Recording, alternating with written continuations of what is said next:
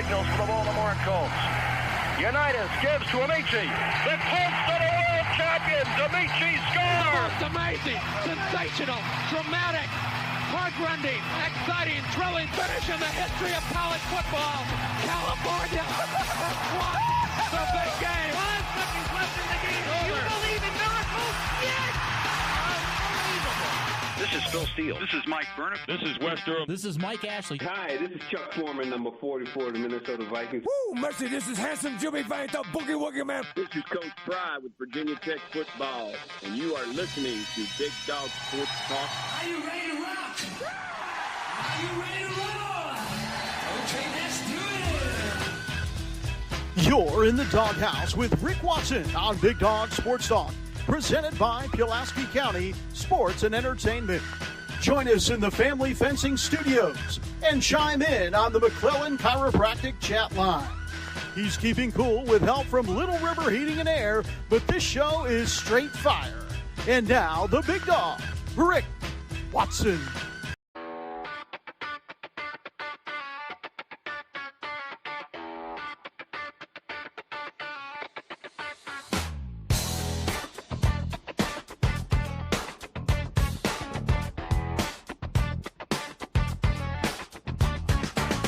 Rick Watson's got the mic, he's the big dog king.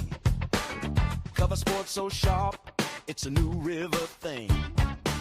Virginia Tech fire, rapid pride too. Every stat, every play, he's bringing it to you. He's got that voice, deep as a valley, breaking it down, no dilly, no dally. Big dog sports talk, feel the bark, feel the bite. Rick's in the zone, every day, every night, from the Hokies to the Highlanders.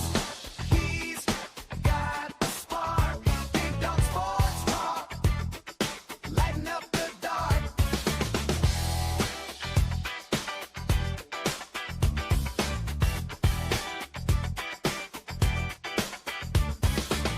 He's got the scoop, faster than a sprint.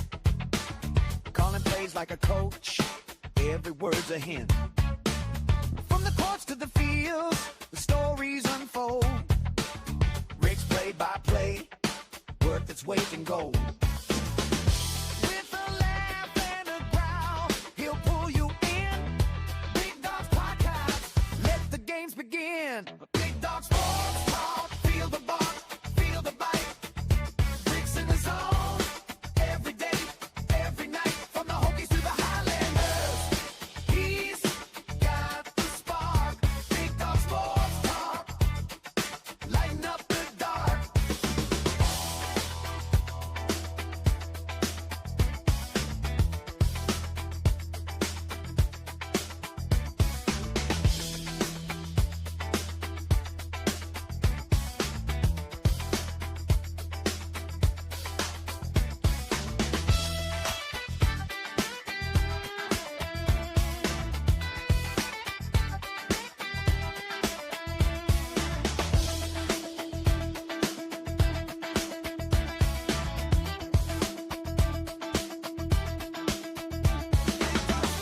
talk, feel the bark, feel the bite. Rick's in the zone, every day, every night, from the Hokies to the Highlanders. He's got the spark, Big Dog Sports Talk, lighten up the dark. Big Dog Sports Talk, feel the bark, feel the bite. Rick's in the zone, every day, every night, from the Hokies to the Highlanders. He's got the spark, Big Dog Sports Talk, lighten up the dark.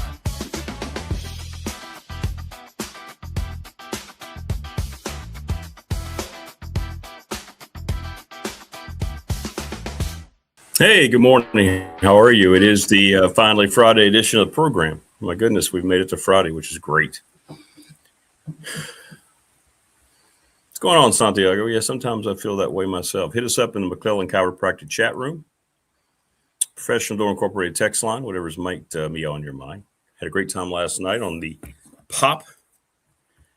BDST Pop was great last night. Appreciate everybody who stopped by. was really good. And we had a lot of fun. Dwight Vick and Coach Elmo and Morris and Coach Mabry and DVP and all the folks who contributed in chat. That was good stuff. I did not get to my picks for the Tech season, which is fine. We can do that this morning. Andy Bitter at 6:45. He was down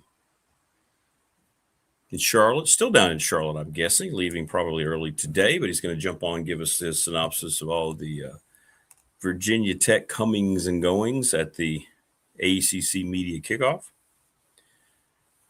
Hello, Jian? What's up? Good morning. Please subscribe. And then Mike Ashley with the open mic. Looking forward to that. Always look forward to our visits with Mike. And then Jen, and who knows where she is. But she will, I believe, join us today. She usually gives me a heads up when she can. But as always, hit us up wherever you might be as we broadcast live from the Family Fencing Studios. You can get a free quote, 540-200-8294. They have really grown a lot. I think we've kind of grown together. They were the first sponsor to jump on the program back in the day. And I know they're doing pretty well. And I think we're doing pretty well coming up on our yearversary mid-August. McClellan Chiropractic, Mark Hundley over in Christiansburg. Appreciate Mark's support, 155 Walters Drive. If you ever go to the channel, scroll down a little bit and go back to Wednesday a week ago when we were over there filming from Mark's place. It was really cool. Got to learn a lot. And then don't forget, tomorrow we are going to be at the NRV Super Bowl for the Bash. Coach Elmo is leaving Saturday morning, and it's going to be great. I believe Mike Burnup's going to be there, and whomever else. Come on by and see us. We are all the way at the end, by the way. When you come by, we're all the way, when you walk into the Super Bowl, take a left. We're right by the Axe Room. That's where the BDST room is going to be, and they're going to have, I don't know how many lanes they said, maybe 4 or 5. It'll be the ones marked with the show logo. So come by and see us tomorrow. It's going to be a lot of fun, I think, and food and beverages and bowling and just talking, and I'm looking forward to it. And I hope people take the time to stick your head in there. We're not going to do it till probably past 9 or anything like that. So just come on by and say hey. And thanks to Amanda, who we will visit with, 540-382-5525, if you have any questions about the Bash tomorrow. I think James Lawson's going to be there. Lawson's Mobile Home Supply, 540-381-8011. They're located at 300 North Franklin Street. So it'll be great. And there's no limit on who can come in there. We told them around 25 or so, but it's no big deal. I know people aren't just going to gorge themselves. Sundown Electric, one of the best reputations of any business around, 5-star business. Honest, integrity. Look them up today. Thanks to the Smith brothers for all their help.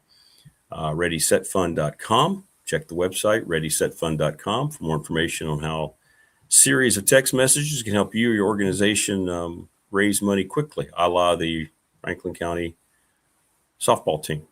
And don't forget, each and every day we're talking about here in the month of July, Professional Door Incorporated, sponsor of our text line. They've got $40 off preventative maintenance on their garage doors. So reach out to them. You have to tell them you heard us talking about here on the show, and you don't have to schedule it a month or two down the road. Doesn't matter when.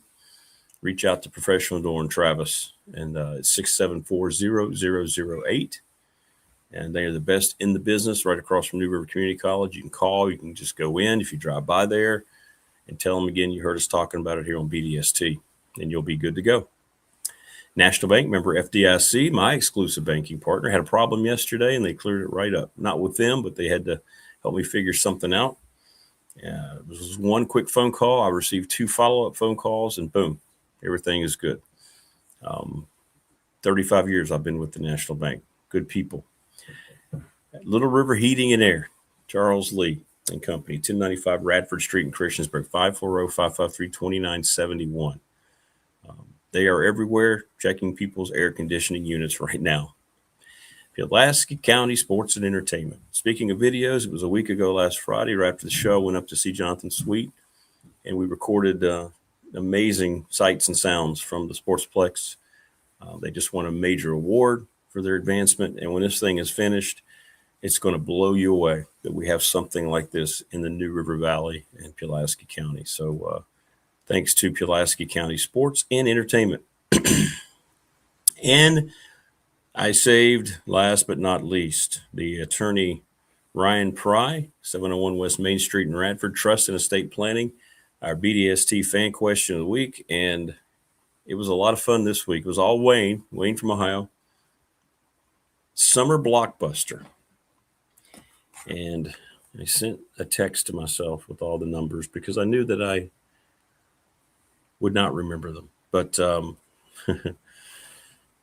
your summer blockbuster of all time is Star Wars.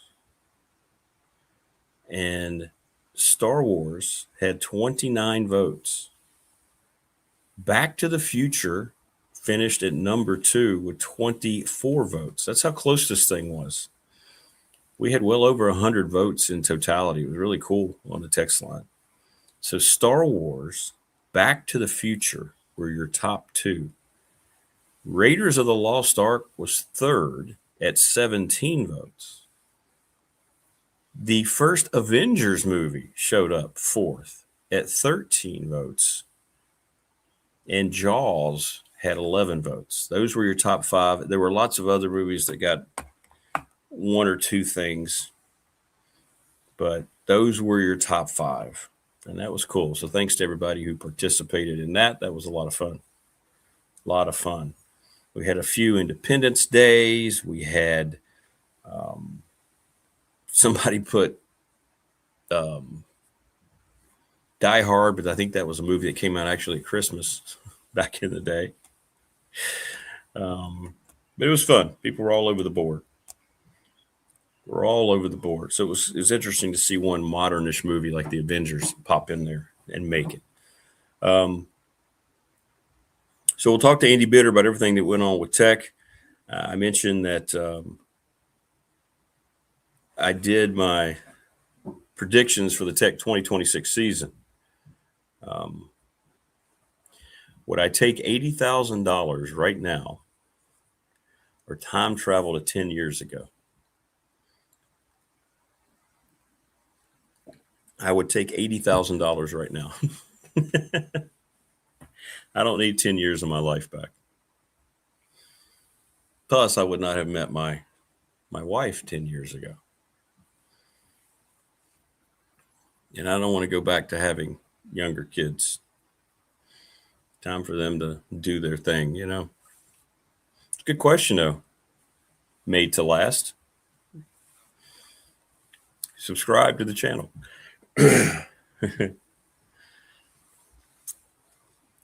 But so we went 2-2. I didn't get to it last night because we got really busy with Pop. But we went 2-2, right? We have Tech winning the first 2 games. Although Coach Elmo reminded us not to overestimate or underestimate ODU.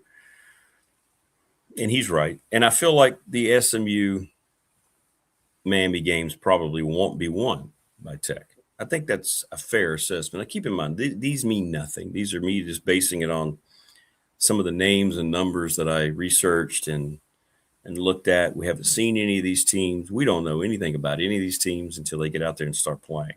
But again, we've talked about this a lot. Week 3 seems to be the big challenge, the big first notice of this program. And I believe that it comes down to the Maryland game to kind of give us a good vibe early about which direction this team could be headed toward midseason. Now, we know what it means from a Tech perspective and how this is the trigger game. What I wanted to research a little bit, because I think we got a decent feel for Tech, at least from the skill position. We don't know much about their offensive line, and I think there's a lot of questions defensively. But from Maryland's perspective, and Mike Locksley, I mean, he's 37-49. This will be his 9th year. He was basically told at the end of the year he was not going to keep his job. And it was really strange how it was reported by reputable sites, college football folks and on X and so forth, you know, reporters. They weren't just throwing this out there. And then it went silent for 2 weeks. And then all of a sudden they said, well, he'll be back. for 2026, and it was a la Mike Norvell at Florida State. So he has to have a big year, and maybe they've already decided to let him go. I just don't know. Malik Washington is a terrific quarterback. He's big. He's tough. He slings it around. And it's going to be a night game up in College Park. Yeah, sure will. Shout out to Dixon Mias. I hope I got that right. Thanks for stopping by. Please subscribe. Happy birthday. Happy 9th birthday, Dixon. That's really cool. 9th birthdays are really cool when they're young. Treasure when they are young. Treasure it. Treasure it. Treasure it. What's up, Morris? You were great last night. Whatever. From Florida's northeast coast to the Christiansburg Marketplace, NRV Super Bowl, this Giles County farm boy is proud to be home and enjoy some BDST fellowship as a whole. BDST has some real soul. It was good to see you last night, Morris. Looking forward to seeing you again tomorrow. I know, you're in Newport now. Very cool. Very cool. But at the end of the day, I don't think Tech wins this game. I think it'll be a close game. I think it'll be a battle. And again, when I say that when you make predictions on these other 8 games, keep in mind, I fully know that they could go either way. It seems like they all could, except for the next one after this. But I think Maryland will hand Tech their first loss in that game. They'll be 2-1.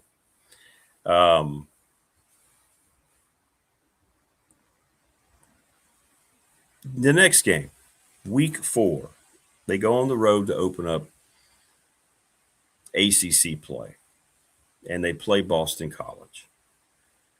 The Eagles were terrible last year. They were 2-10, and Bill O'Brien came out of the spring without really one guy as the quarterback. Ethan Grunkemeyer has a chance to really have his big breakthrough game here against a power opponent, because BC has a sieve of a passing defense. They don't get a lot of pressure. I think Tech bounces back, and I think they go 1-1 on their road, their early road trip. A loss at Maryland, but they get a very important conference win the next week on the road at BC to be 3-1. And I think most Tech fans would probably look at that and go, okay, and you had a chance to go 4-0, but 3-1, you would take that pretty well. Yeah, Elmo is an energizer. He's insane in a good way. He just continues to go. It's awesome. I hope when I'm at that point in my life that I can feel the same way. I really do. So then Tech comes back on a Friday night for the home ACC opener against the Pitt Panthers. Now, Pitt, it's very curious. They have their first 4 games at home, not against great competition. So their first road game is when they come to Blacksburg on a Friday night. And Pat Narduzzi, it seems like that's a pretty big game because they could be 4-0 coming in, and they should have some hype. But I don't like schedules like that in football. I never have. I don't like working so hard to protect your record that you don't really reveal who you are as a football team. I think Virginia Tech's in danger of doing that next year with the way they open their schedule. But I don't think Pitt maybe they get kids who develop for a month at certain positions and they come in and they create depth and they get comfortable. But I don't like a team being with a kind of lulled to sleep with a false sense of security at home for 4 weeks. So I think Tech beats them. I think it'll be a close game. I think Pitt's got some talent. When you look up things on their quarterback and their O-line, it looks positive. They want to run the football. But I think it'll be a back and forth type of game. But I've got Tech going to 4-1. I think they're gonna beat Pitt and be 2-0 in the league. And I'm telling you, if that's the case, then everybody's just going to already have one more win than you had all of last year. And I think people are going to be very, very excited if that's the case. So there you go. We're through 5 games. I don't have them 5-0. I have them at 4-1. Now, week 6, here you go. with those wonderful additions of Cal and Stanford, Tech has to take a West Coast flight to take on the Golden Bears. And I will say the name incorrectly, but Jaron Kewi Sagapotele is a terrific quarterback. Cal worked hard financially to keep him, and he has a brand new coach, Tosh Lupoy, who is a passing offense guru. So they're going to utilize Saga. I'm just going to call him Saga to the max. And California has a chance to be a dynamic passing team in the ACC in 2026. Tech's going to have to deal with jet lag. By the way, all these things show up today in the Patriot article. That's what I wrote about today. And I don't think Tech wins that game in Berkeley. We don't have a time for it yet, but I think they come back 4-2, 2-1. 4-2, 2-1.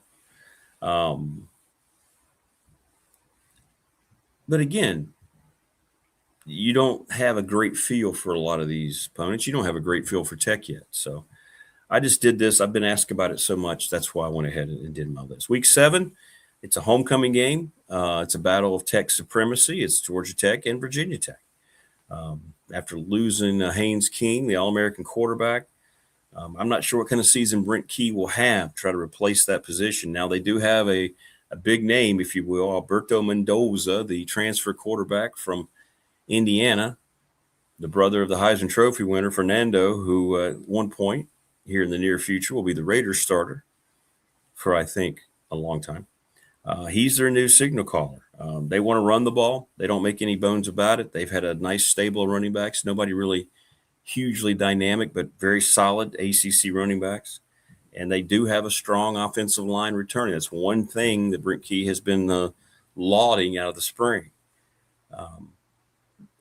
This feels a lot like the Pitt game to me. I think it'll be very close.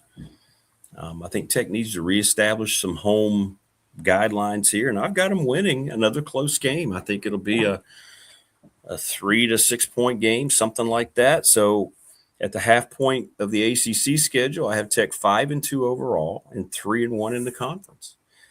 How many of you would take that? Right?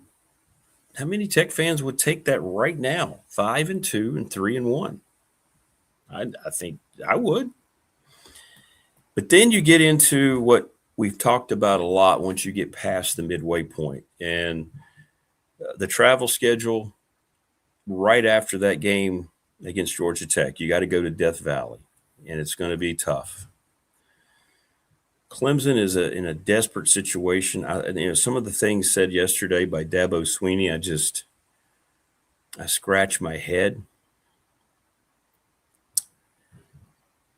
He just seems to be in such denial. I really believe, unless they just have this breakthrough season, I just get this vibe that I think Dabo's going to be gone. I really do. And maybe it's time. Chris Vizina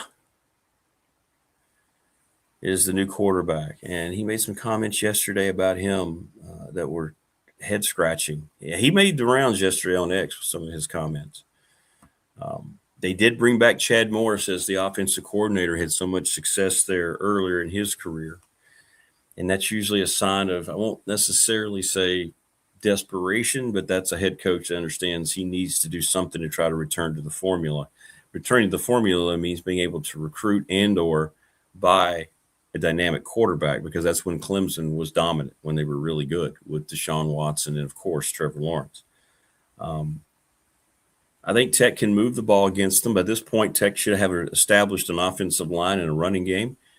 I don't think Tech's offense is going to be easily deciphered week to week with Ethan Grunkenmeyer. I think he's going to be able to do some things, and we've talked about this thing, those tight ends, that position. It's going to be back. So teams are going to have to work, I think, a lot harder. But there's something about going to Death Valley in the middle of the season. I have Tech dropping this game. I have them at 5-3 and 3-2 at that point. So then you stay on the road. In Dallas, we have a problem. SMU awaits next in their smallest stadium that will be sold out and extremely loud. They came off a very disappointing overall 8-win campaign, if you will, but they did go 6-2 in the ACC. And I say disappointing 8-win campaign because their first year in the league, they played in the ACC title game.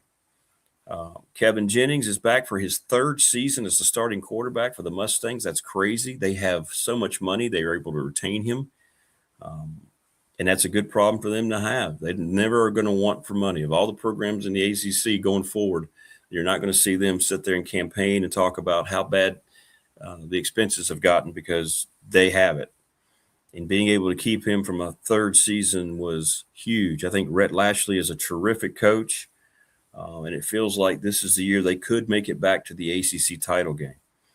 Tech will play hard. They'll be determined after losing the previous week to Clemson, but I have them dropping this game as well. Keep in mind they're coming off a bye into this game, so they have a little extra time to prepare. But ultimately, I think SMU will be too hard to overcome. And I have Tech at that point 5-4, 3-3. Overall. So that leaves the final 3 games of the season. The next week seems a little bit like a layup because it's Stanford. Stanford will not be a good football team, I don't think, in 2026. Another program that has not really in any way, shape, or form adapted to the portal era. And another completely misplaced team from the West Coast in this league having to come to Blacksburg. I think Tech cruises in this game. As a matter of fact, I wrote about it in the Patriot. I think this will be their second biggest win under James Franklin after the VMI onslaught. So Tech wins easily. I think 6-4, 4-3 with the final 2 games coming up at that point in year 1. And then you already know how I've picked this one because I said there were going to be a 2-2 start, and this is the second of the 2 losses. Miami on paper looks very strong. The Week 12 game in Miami Gardens, this is the Hurricanes program that lost the national title game. You can't worry about that a whole lot if you're players and sit there the whole time and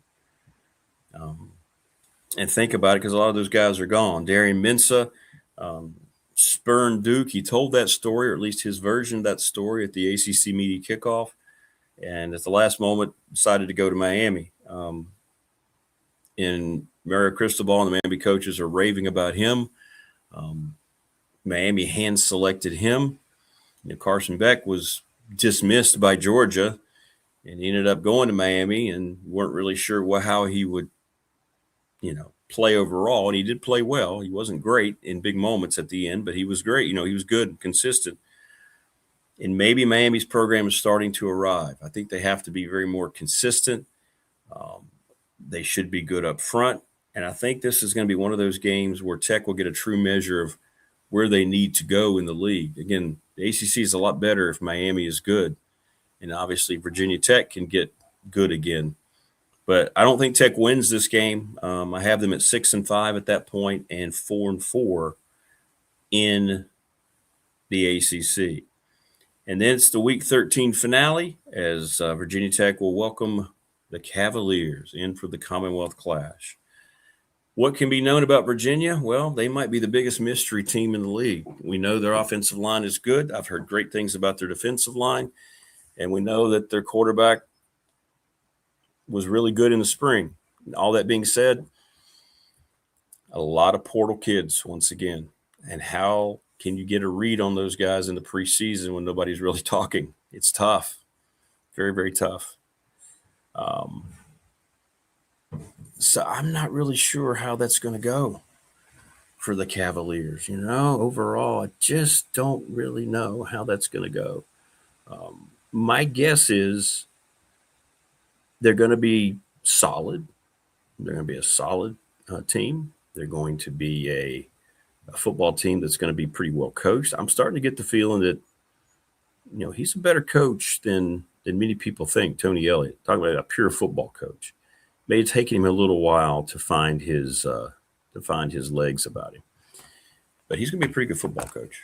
But I like Tech in this game. There's just something about Virginia having to come into Lane Stadium and try to win a game. They haven't done it. Last year was embarrassing. Dwight Vicks talked about it. Tech laid down and died in that game. Didn't put forth much of an effort. And I think they get this one back and send Tech into a lot of great vibes going into whatever worthless bowl game they're going to play in. They'll be 7-5, finish over 500 in the ACC. Maybe you win the bowl game, depending on who opts out and who plays, who doesn't play. That's all these bowl games are going to be now. Battle of how many players decide not to play. And you go 7-5. And I think a lot of people would look at that and probably go, okay. But keep in mind, and I will say 7-5 with this caveat, there are games in here that you could easily see Tech winning that I have them losing. For instance, I don't think going to Clemson is a slam dunk loss in any way, shape, or form. It goes the other way. You don't look at the Georgia Tech game in Blacksburg as being a slam dunk Tech win. I have them winning. Virginia Tech, I mean. Same thing with Pitt. I have them winning a close game, but you could see that going the other way. Maryland is one of those games. It was actually the hardest game on here for me. You could see Tech win that game. So you could get up into the 8-9 win plateau pretty darn easily. Or you could stay down at the 5-win plateau. But that's where I'm at right now, and you can read about it today, and you can rip me apart as those predictions, I'm sure, fall apart 100% throughout the season. But that's what I write about in the Patriot, and there's my prediction: 7-5, 5-4 in the conference. And then people, I think, will be buzzing about the program heading in the right direction. More talent coming in for 2027. And then all of a sudden, maybe you enter into the conversation a little bit in terms of being a conference contender the next year. And if you get that in year 2, I think Tech fan would say, yep, the program under James Franklin is heading where you thought it might. So what are your thoughts? Crazy? Not enough wins? Too many wins? Let me know. Yeah, Low Country, show up. Agree with Morris. Show up. Be over at the bash. Come by and say hey. So there you go. Tech 7-5 on the season. That's where I'm going to leave it. 7-5 and 5-4 ACC. I'll put them down here in case people need to see it. There you go. So there you have it, my picks. But it was kind of fun reading up on some of these other teams in the conference. I think we're going to find out a little more about it. Phil Steele joins us on the 28th. He'll be on in the 3rd hour.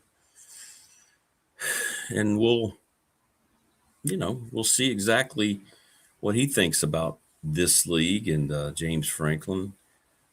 I got to be honest, it's going to be difficult for me to buy that book this year. It's up to $25. It's gone up. I understand it. That's a lot. He used to send out promotional copies, but he stopped doing that a few years ago. But $25 is heavy. It's heavy. So I think, in all due respect, now we're having him on. He's going to promote his book. And I think if you're going to buy one, it's still the book to buy. But I don't know if you can get an accurate read during the portal era on a roster like you maybe could in the past when you had so many returning players, and it just seems a lot more difficult in my mind to see how that would work. So we'll see. I mean, I'm not, again, going to discourage you from buying it. Me personally, I don't think that's going to happen just because of the cost. But yeah, it's kudos to him. Kudos to him for going out there and putting his thing out there. Joe Rogan. I wish I had Joe Rogan's following and money, Bubba's. Not in that order. I wish I had Joe Rogan's money and his following.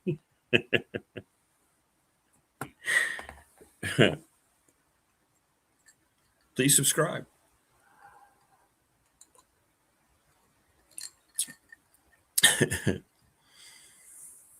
But I don't.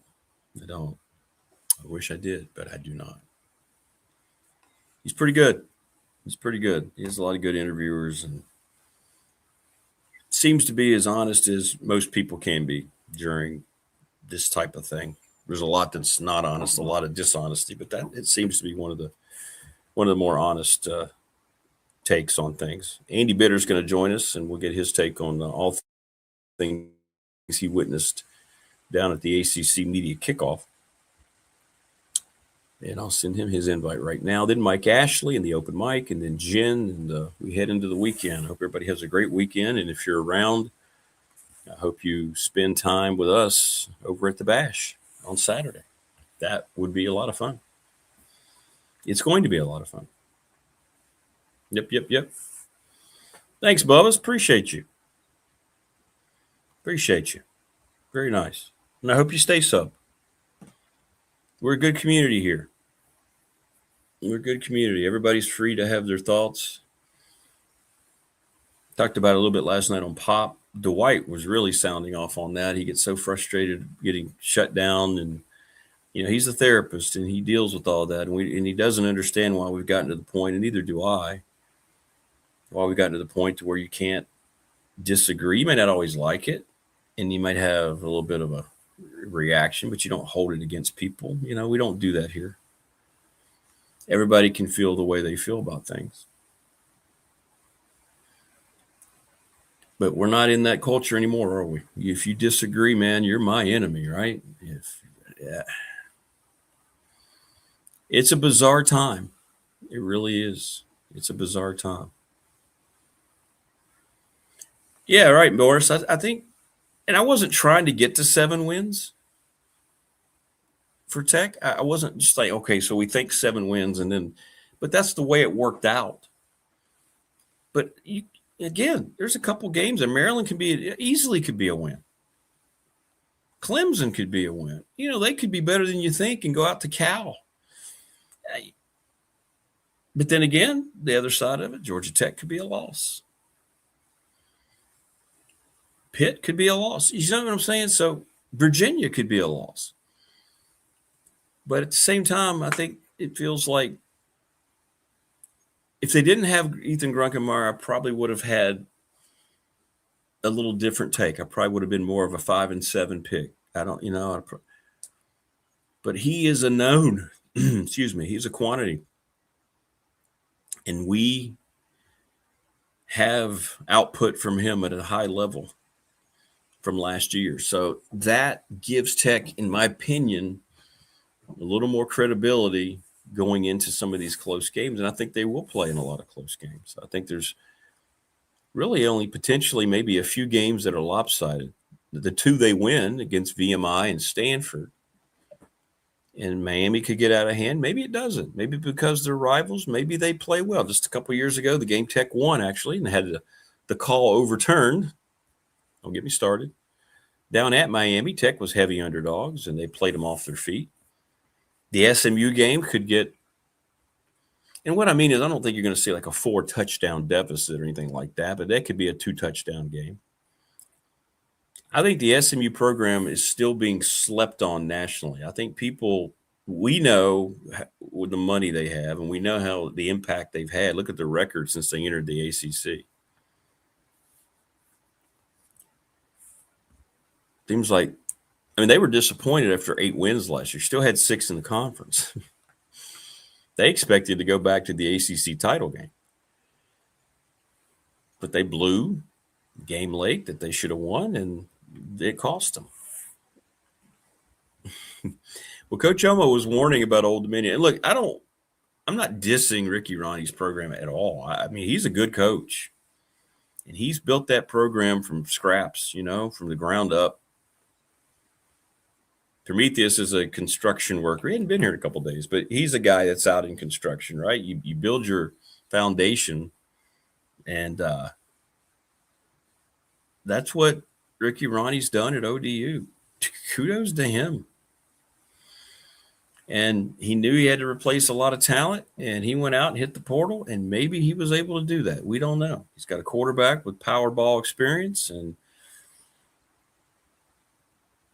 he obviously runs a pretty darn good offense. That's why there was a lot of rumors about he might potentially join James Franklin, his mentor. So we'll see. Moore says, I'm going to go ahead and throw in the towel and ask Dwight for that counseling slot. The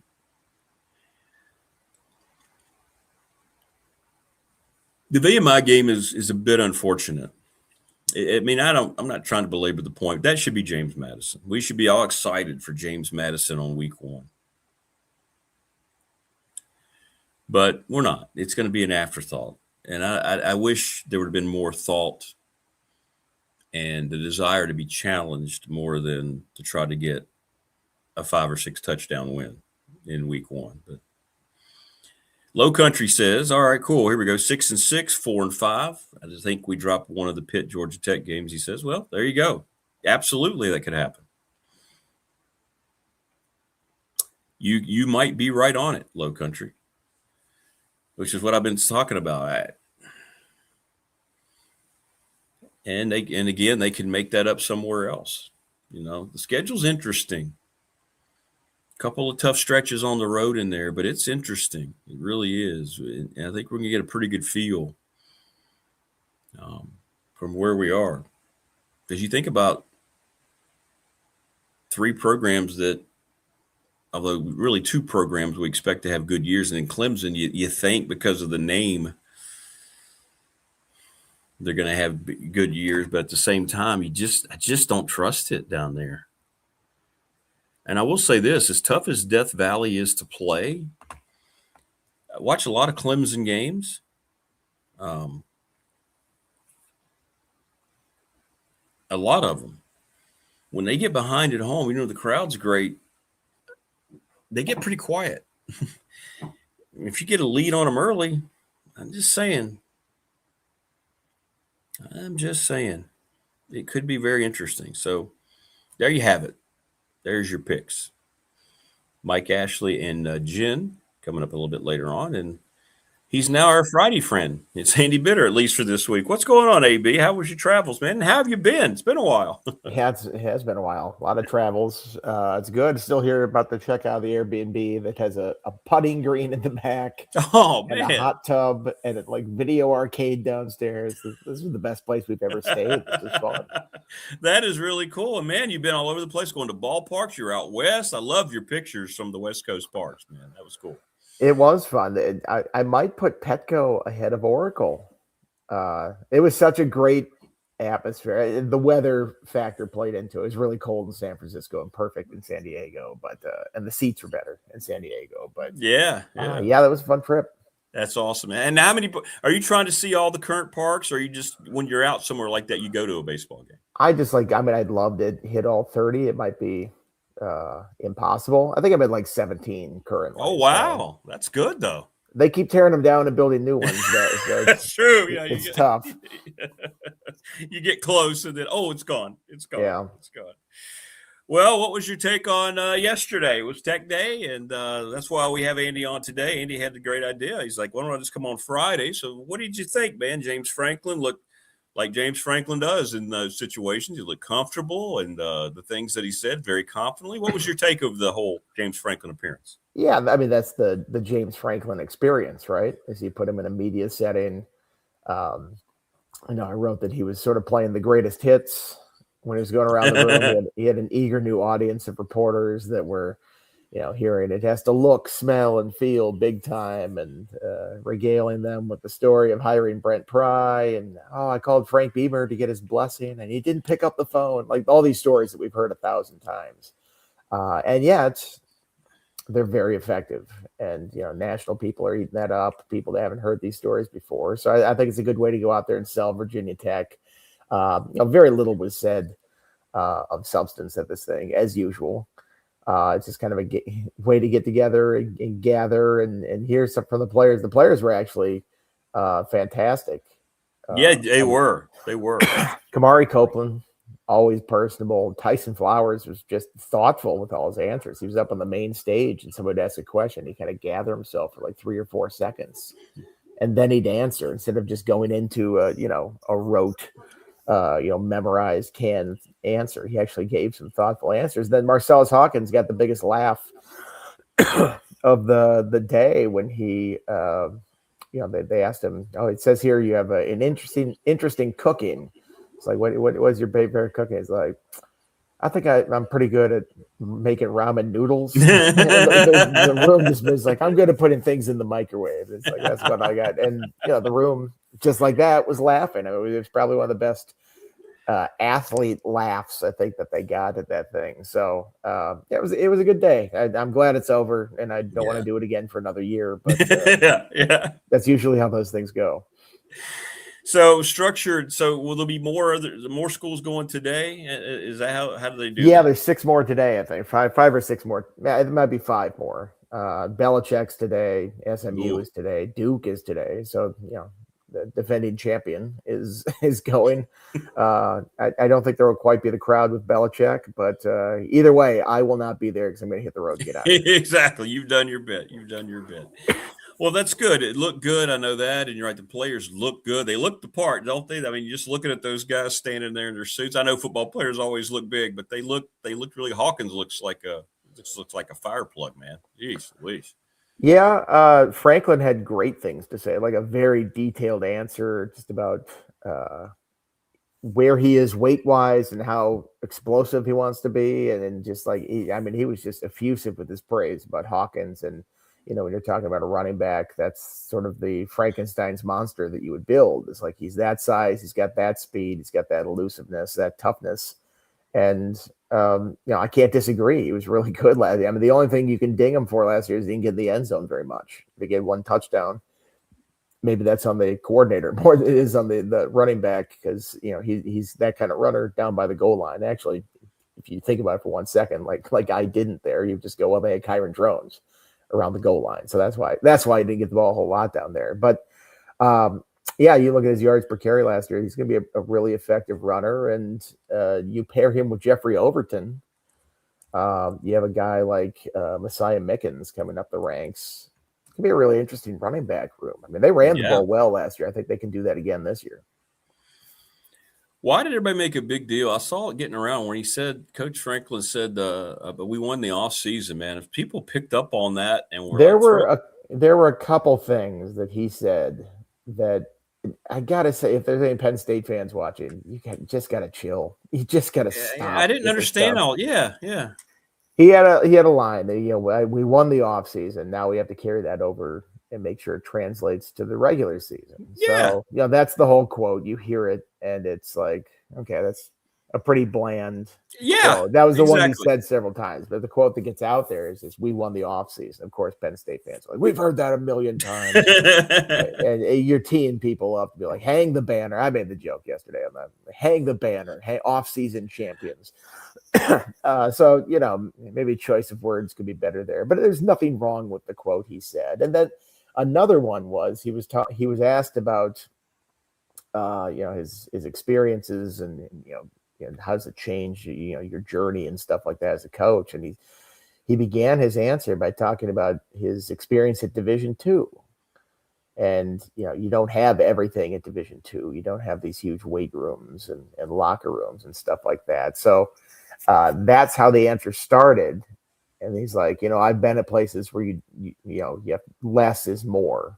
And now in a place like Virginia Tech where more is more, and you have to figure out how to win with it. And all the Penn State fans just saw that last part of the quote and were losing their minds to a lot of stuff. And it's like he wasn't even talking. Like, I mean, it's amazing. The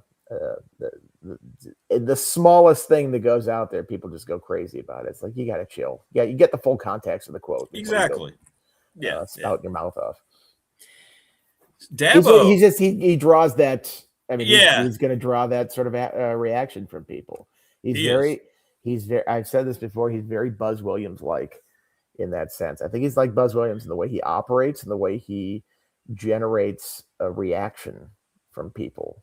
And I mean, you know how former teams talk about Buzz Williams. Right? I mean, leaves and he's like, okay, Brent. All of a sudden, he becomes Brent Williams instead of Buzz Williams. Yeah, I think James Franklin, certainly with Penn State in this situation, is in the same boat. Dabo Swinney made the rounds yesterday on different sites too, and some of his comments were almost bizarre. What's your take on Clemson? What kind of did you hang around for those? Did you see all that or? We were recording our podcast yesterday, so I didn't see any of Dabo at that point. I was in there when he came into the room, in the breakout room, and it was the biggest crowd of the day by far. Oh, yeah. And I thought Franklin would have something that would rival it. And Franklin had a very good crowd and was probably second, but Dabo was still the show. And, after his offseason where he made the tampering allegations, he didn't hold back on that. And yeah. I think people just wanted to hear what he had to say. And, I think he's to the point in his career where he just doesn't care, right? He's like, I'm old. I've got a couple national titles. I mean, he's not that old, if we're being honest, in coaching age. I think somebody pointed out that he's the same age that Nick Saban was when Saban went to Alabama. Right. When he got the Alabama job. He got to Alabama, right. And Dabo has 2 national championships. So I think he's pushing back on this whole Clemson is washed narrative that's out there, or Clemson's falling back to the pack, which I think they have. Because you can't play at that level that they were playing for 10 straight years there. And there's a difference between winning national championships and going 14-0 and being what were they last year? 8-4. Yeah, might have been. They might have won 7 games. I can't remember exactly. 7 or 8. Yeah. 7 I mean, there's a pretty big gap there, and all of a sudden you have a question mark at quarterback with this Vizina guy, which he's taking the reins, but I don't know. He doesn't seem like he's Trevor Lawrence. No. Doesn't seem like college Deshaun Watson. So if you don't have that guy at quarterback, can the team be as special? I think it's a fair question.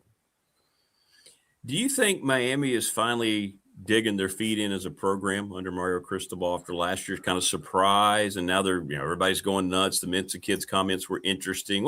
Where do you think Miami is on a realistic level as opposed to the hype they always seem to get because of who they are? Yeah, well, I think they're the class of the ACC right now. I think they're going to be the number 1 team picked, and I think they might be unanimous. I think it could be close to that, and with good cause. They came on strong, and they played well in the playoff. They still kind of felt like Miami at times last year, where you think, okay, they're putting it all together, and then they lose a game. You're like, how did you lose that game? But Darian Mensah, Cooper Barkate, Malachi Toney, the whole Mark Fletcher. I mean, the whole group of skill players is outstanding this year. And the question with them is, how are they going to reload on the lines? They lose Malyoga on the line, a couple other offensive linemen. Defensive line, Ruben Bain, Akeem Messidor. I mean, those guys were incredible. And they really brought like an identity to Miami where, they punched you in the mouth last year and they beat you up over the course of 4 quarters. I mean, you look at that Indiana game in the national championship. Yeah. They crushed Mendoza early in that game. They were good. Yeah. And played a really physical brand of football. And I think that's what Mario Cristobal wants in a program. I mean, he's an offensive lineman at heart. He wants to play that kind of game. So how can they reload in the trenches? And I think they recruit well enough to do it, but you lose those guys that are all first-round picks. I think you look at it and you go, okay, there's some work to be done here before I go, that's Miami again, and they're really good. SMU gets a lot of love. I know they felt like they had a disappointing year with 8 wins last year, but they had 6 ACC wins, I guess because they went to the championship game the year before. And that's a team that, They got money. They don't need to worry about it. It's rare that you get to keep the same quarterback for the third straight year. So we'll see how they continue to evolve. Yeah, Kevin Jennings gives him a chance against anything. I think it felt disappointing last year in part because they had the championship game birth in their grasp. Yeah. They go out to Cal in the last week and lose at Cal. And it's like, Cal's tough. I think Cal's tougher than people give him credit for. And that quarterback is going to be a problem. He's going to be a problem this year. He's a problem. I'm saying don't overlook that game at Cal if you're a Virginia Tech fan. No. But SMU, step back. I mean, playoffs did not playoffs, and championship game did not championship game. But Rhett Latchley, in 2 years in the ACC, is 14-2 in the league play. 8-0, 6-2.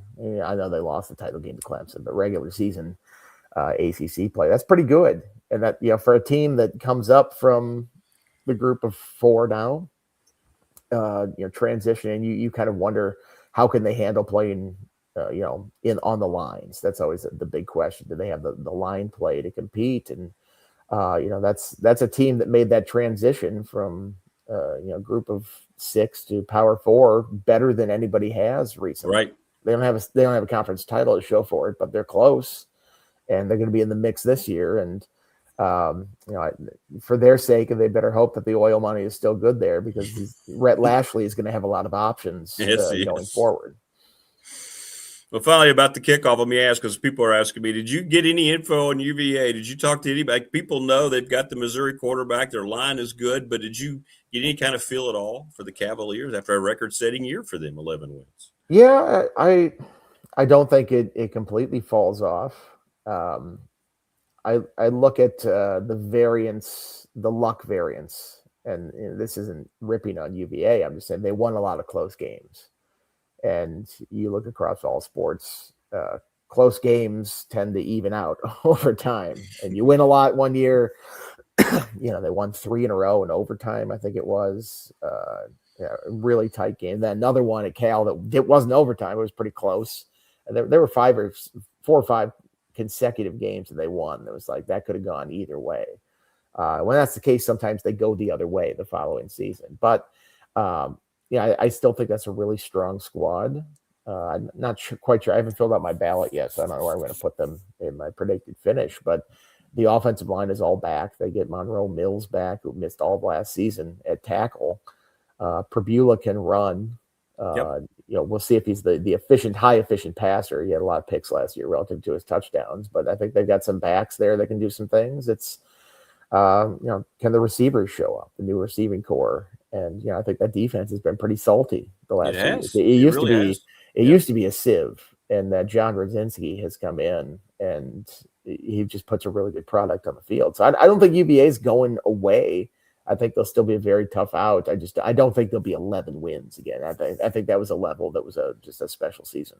Yeah, exactly. And they had their chance, and like you said, it's weird to say that Duke's ACC champions, isn't it? It just still feels weird, but there you go. Yeah, if I'm a UVA fan, I'm kind of kicking myself, and not kind of, I am kicking myself after last year, because the stars aligned for them last year. They had it. You're playing a 5-loss team in the ACC championship game. When are you going to have that opportunity again, possibly? Because now Miami has it rolling, and SMU is there, and you're not going to discount Clemson. And if Virginia Tech, having now hired James Franklin, starts to recruit like James Franklin does, and starts to sort of siphon off the talent in the state, man, you wonder, UVA just like, wow, it was right there. That was your chance. Right there. Yep. Yeah. Yep. What did you think of the tiebreaker explanation? It is so confusing. I didn't understand any of it. Good. I'm glad. It is more confusing even after you read it all. And I understand why it has to be confusing, because they have a confusing setup. They have some teams playing 9 games, some teams playing 8 games.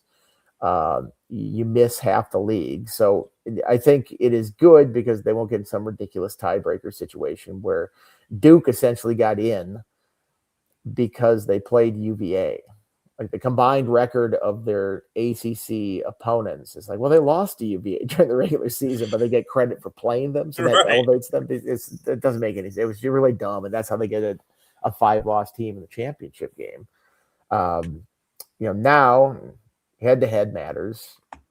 And if you can't resolve it from head-to-head, it's most likely going to come to this Sports Source ranking that is, people are like, why don't they use the college football playoff rankings? Like, well, those don't come out till Tuesday. Right. You can't wait till Tuesday to set your championship That's game. right. That's right. So this is basically the next best thing, because first of all, the CFP uses this ranking, and second of all, it's basically the same thing.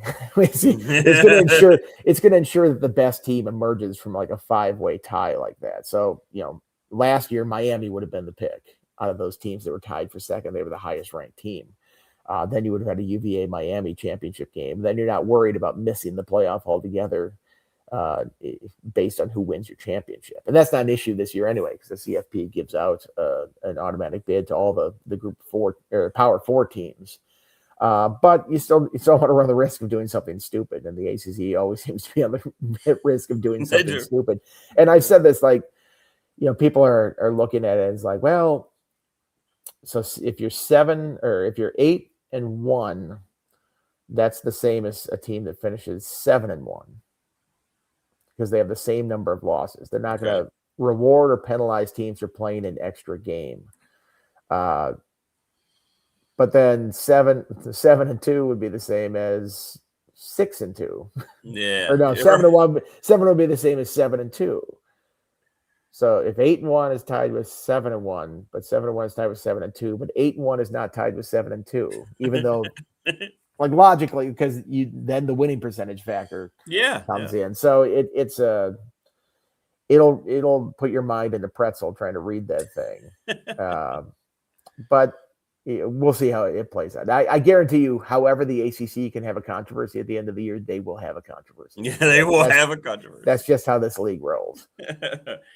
What'd you think of Jim Phillips? I mean, he didn't say anything that you didn't expect him to say, but how was he received down there? He was fine. I mean, I kind of, I feel glad for him for once. He's not going up there and talking about like schools suing the league or like the league falling apart, or what's the grant of rights? What's this? It's our legal update. I mean, as much as, they were paying for that settlement and figuring out a buyout for everything for the league, it has brought some general calm to it. Now that is until, this is the time of year where it feels like realignment news drops out of nowhere. It's always at ACC or media days at some point. So we still have a couple weeks where maybe some team leaves in the middle of media days, but it felt like relative calm. And, he talked a lot about the legislation moving through Congress, and, we'll see. I have a little skeptical that that's actually going to work or actually even get through, because politics, it's a tough bet. But, compared to what he's had to go up there and talk about in the past, I feel like this was a lot calmer and easier lift for him. And of course, the uniform controversy. Your post started it. They had the old on the dummy, and then sometimes you just gotta wake people up on the week and put a picture out there like that.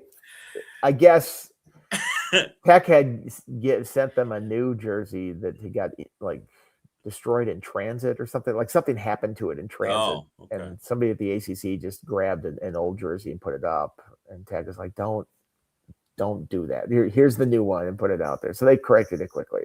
But it's funny because first of all, it seems to happen every year, and second of all, it just gets people riled up. They were fired up. It's like the smelling salts that you give to somebody right before it's like, all right, you paying attention now? Here we go. It's time to do media days. Wake up. I thought they were going to do an upgrade. What is that? Yeah. And finally, let me ask. My goodness, we heard about it. Justin Fuente interview on TSL. How did that come about? What was he doing there? He's working with the CFP. So that's right. He's sort of a liaison between the coaches and the committee, and trying to help the coaches understand the committee's thinking and such. And you talk to him, and it sounds like he's still kind of trying to figure the role out. And it's a new role, so they're defining it as they go a little bit. I have never spoken to him and found him more relaxed and engaging and just in a good headspace. I mean, he seems like he has figured out life. Now, I could figure out life too if I had that money in the bank. Absolutely. Didn't have to go to work every day. But I think he's loving what he's doing. He explained it as like, I got to go home and be a dad for the first time. Like, not, being a dad, but like be active, be around for his daughters for the last, what's it been now? 8 years, 5 years, 65 years, 6 years, 5 years. And, he's got one that's going into college and a couple other that are high school age. And I think he enjoys he gets up early, works out at like 4:00 in the morning, and then he's out of work by 3. And he's just got it figured out right now. And, he came on the podcast, and it wasn't going to be a podcast like we sit down and it's like, what went wrong, right? Like, you just kill the vibes with this thing. And if we had an hour and a half with him, I'm sure we could have gotten into some of that stuff. But it was sort of a quick hitter, light feeling sort of podcast, and reminisced about some stuff. And he was very, grateful for his time in Blacksburg and the way he talked about it. And, he wasn't sitting there, throwing stones at people after the fact. And I don't know, I think a lot of Hokies fans appreciated hearing from him in a thing like that. And he had such a reputation for being just like sort of a grouch and a grump in media settings. And I've seen him like that before, and I don't think a lot of the fans have. So I think that was something that was good for them. Is he still doing the TCU analyst? He's not. He did that for 3 games, and then this college football playoff thing came up. So I think he likes this more. I think it's a way to stay connected to the game and to coaches. And talking to him, I don't sense that he wants to get back into coaching anytime soon, because he said, well, first of all, he said it point blank. But second of all, even beyond when, they're empty nesters and the kids are out of the house, I don't think he's going to rush back into coaching, because why would he need to? Why would he want to come back and at least come back before all this stuff gets sorted out? Yeah, and like you said, too, the comfort of having all that money in the bank, right? It's got to be a really good opportunity to get to tip somebody to go back into something where you had a bad taste in his mouth where he last left. So, yeah. So, if we could all find that kind of inner peace. Yeah. Finally, the 5-year rule is under attack from all sides. I felt like this was a common sense thing, but boy, it's not going to go down easily, is it? Yeah, I mean, you knew whenever you tried to implement it, either the class that just missed out, the class that just missed out on it is going to be angry about it. And then the class just coming in is going to be angry about it because it's going to take away opportunities. But it was necessary. You can't have it. The redshirt rule was a good idea in theory, and the 4-game rule where they allowed to play, but you can't let these players now play 4 games into a season and then go, all right, shutting it down. I mean, that's just antithetical to any sort of team setting or trying to figure out what you're doing. And I understand why they do it, because they can earn a whole other year or have a whole other year of earning potential. Right. Which is huge in this game. If you only have a certain shelf life, and hey, if you're not gonna play in the NFL, and even if you do, that's not a long time thing. Being able to have an entire year at your highest earning potential at the end of your career is a big deal. But you look at what it does to some of these teams. You're like, Virginia Tech had Christian Ellis made the play of the game against NC State, knocking down a pass to preserve that victory last year. And that's the last any Virginia Tech fan ever saw of him. He went in the portal and ended up transferring after that to UVA, which will be interesting this year. Yeah, but, right. It's just a starting safety just leaving in the middle of the season. All of a sudden you have this huge hole here. It's not like you go to the free agents. It's not like you go sign somebody in the middle of the season. You just couldn't have that situation. I think I guess the thing that would bother me is that it kind of messes up some of the records, and like, oh, he's the all-time passing leader. It's like, well, yeah, he had 5 years to do it, but I think we're already in that situation. They've already screwed it up. Like, Ron Dayne is the actual leading rusher in college football history, and people are like, no, it's the San Diego State guy. It's like, yeah, you don't count Ron Dayne's bowl games, but you do count his. Yeah, right. Yeah. So that bothers me, but not that I'm a jaded Wisconsin fan on this whole thing. But, no. But yeah, the records are already screwed up. So what does it matter? Let's do this. Let's make sure there aren't like 28-year-olds playing college football. I agree. And the 7th year, 8th year, 9th year nonsense that they're doing with this. And 5 for 5. Just start playing, get your career on the way, and get out. Go get a job. Yeah, 100%. God, Ron Dayne was great, wasn't he? Jeez, he was. He was a force. Jeez.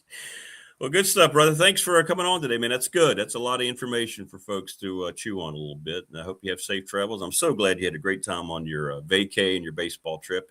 And I hope you enjoyed God's country out in San Diego. It's my favorite place. I mean, I got out there and I started like, man, I could like start a taco truck here and I could just go surfing every day. Yes, you could. Taco truck. Move out here. And like, first of all, a couple problems with my plan. Like, first of all, opening a taco truck 30 minutes from Mexico, like, yeah, well, like my tacos are gonna be better than anything else out there. Second of all, didn't look at a single real estate price. And I'm sure if I did, those ideas would be quashed immediately. But correct. You spend like 10 minutes out there. Like, this is the perfect weather, the perfect life. I love this vibe. I want to be out here. Oh my gosh. Did you go to the Gaslamp District? Did you hang out down there? Did you enjoy all that? Well, we went to Coronado. I actually have a Coronado shirt on here today. Sweet. For a day. Kind of tooled around there. Went to a Padres game. A little bit around downtown. Hit the USS Midway Museum, which is really cool, on that aircraft carrier out there. And yeah, it was a quick trip, but I think we got the San Diego vibe from it. Absolutely. Always a good vibe. All right, my friend. Well, listen, safe travels coming back, man. Appreciate you as always. All right, brother. Take care, man. Good stuff. Andy Bitter reporting from Charlotte and the ACC Media Kickoff. I'm going to hold off asking Andy his final prediction, Morris, until I think he's around. He's pretty close to where I'm at on his record. People on the professional door text line seem to think my record, it makes a lot of sense. I went 7-5. If you just missed it, 5-4, admitting that it could be 9 wins. It could be 5 wins. I mean, there's a lot that can happen there. And that's not a cop-out. I'm sticking with 7-5. I'm just saying, though, I want people to understand it wasn't like you could go through and necessarily go, oh, I feel great about that one. Win, loss. Oh, no, you had to go, But that's the way you play the games. I mean, this team could take hold a lot sooner than you think, or it could take a little longer. Now, I have them 3-1, Wayne. I have them losing at Maryland, and that was the hardest one to pick.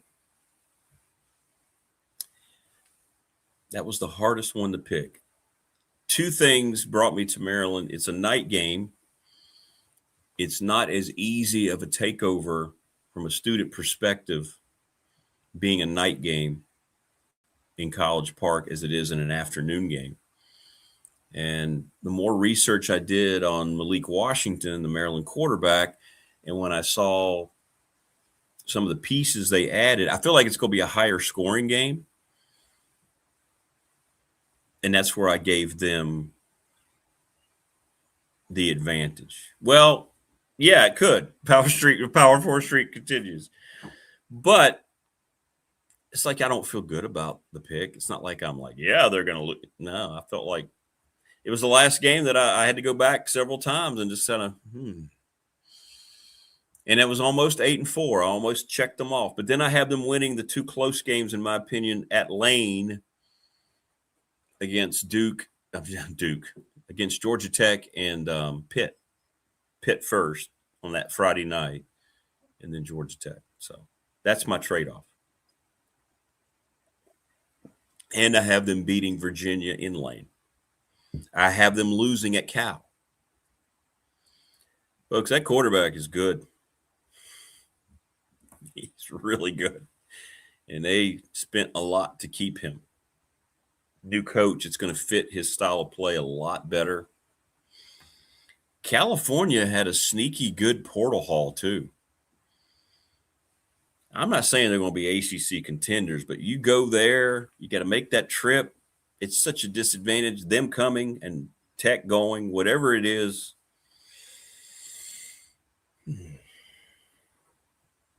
So I had 7-5, Wayne, 5-4, going to some, pointless ball game. You win that, 8 wins, and then all of a sudden everybody's stoked for 2027, which could be the title contention year, right?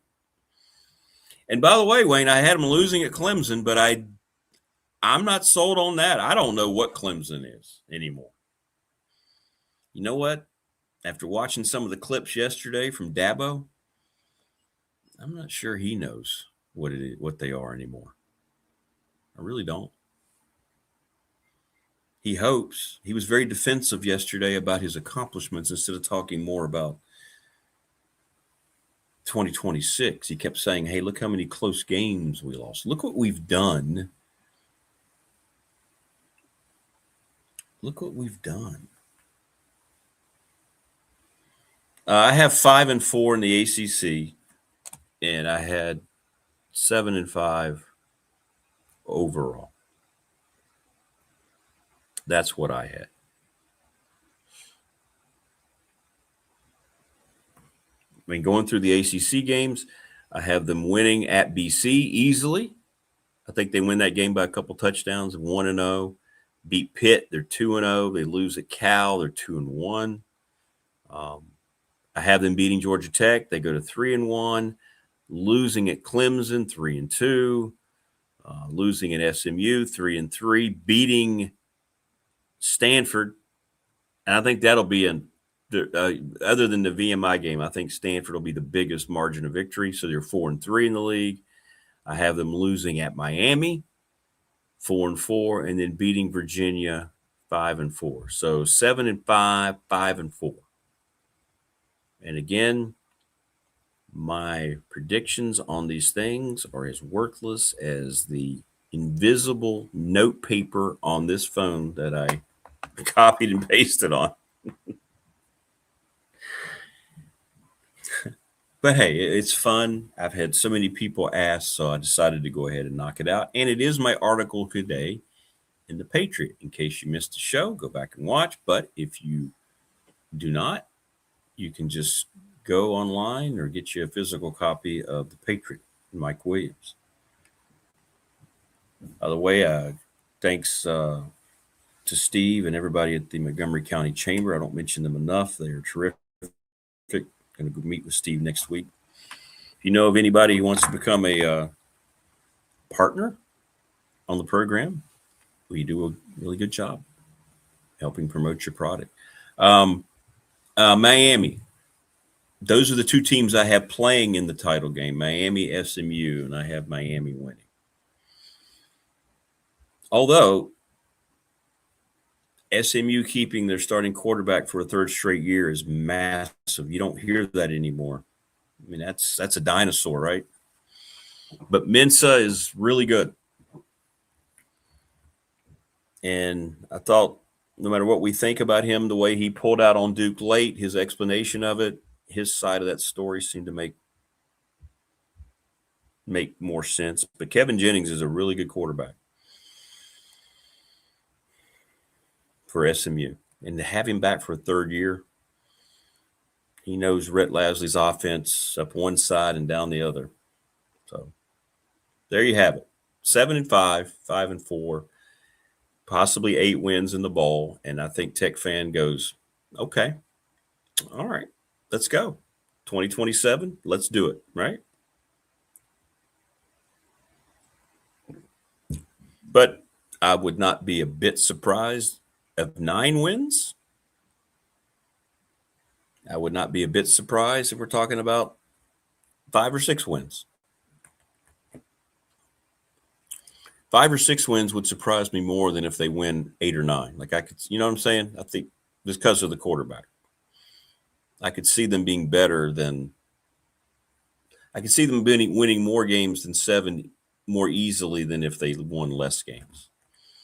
If that makes sense. It always makes sense when we join this gentleman with this gentleman, Mike Ashley. And look at that shirt. Look at you. He is in Honolulu today. Yeah, sorry, unbuttoned there. That's all right. You look great. Showing off the chest hair. Yeah, that's. How was the pig roast last night? Was it good? The luau go well for you? Yeah, except they kept trying to stick an apple in my mouth. I really got upset. It was horrific. Yeah. Anyway, I remember back in high school, famously, I had 3 hairs on my chest, and it's like gardening. I cultivated them because I was worried that was all I was ever going to have. Did you hang on to them? So you didn't pull them. You just kind of made sure they were. God, why would you pull them? You know, that was a sign of virility, I thought back then.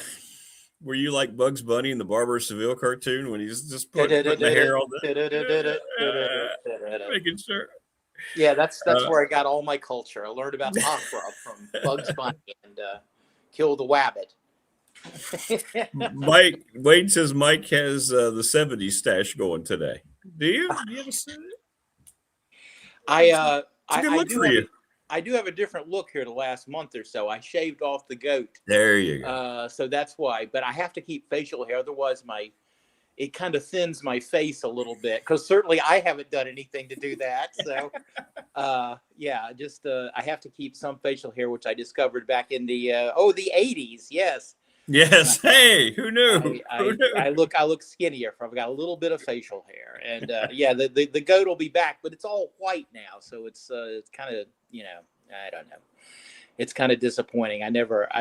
These are problems you never thought about when you're worried about only having 3 hairs. Now I wish those hairs were growing up here, but that's a whole nother thing.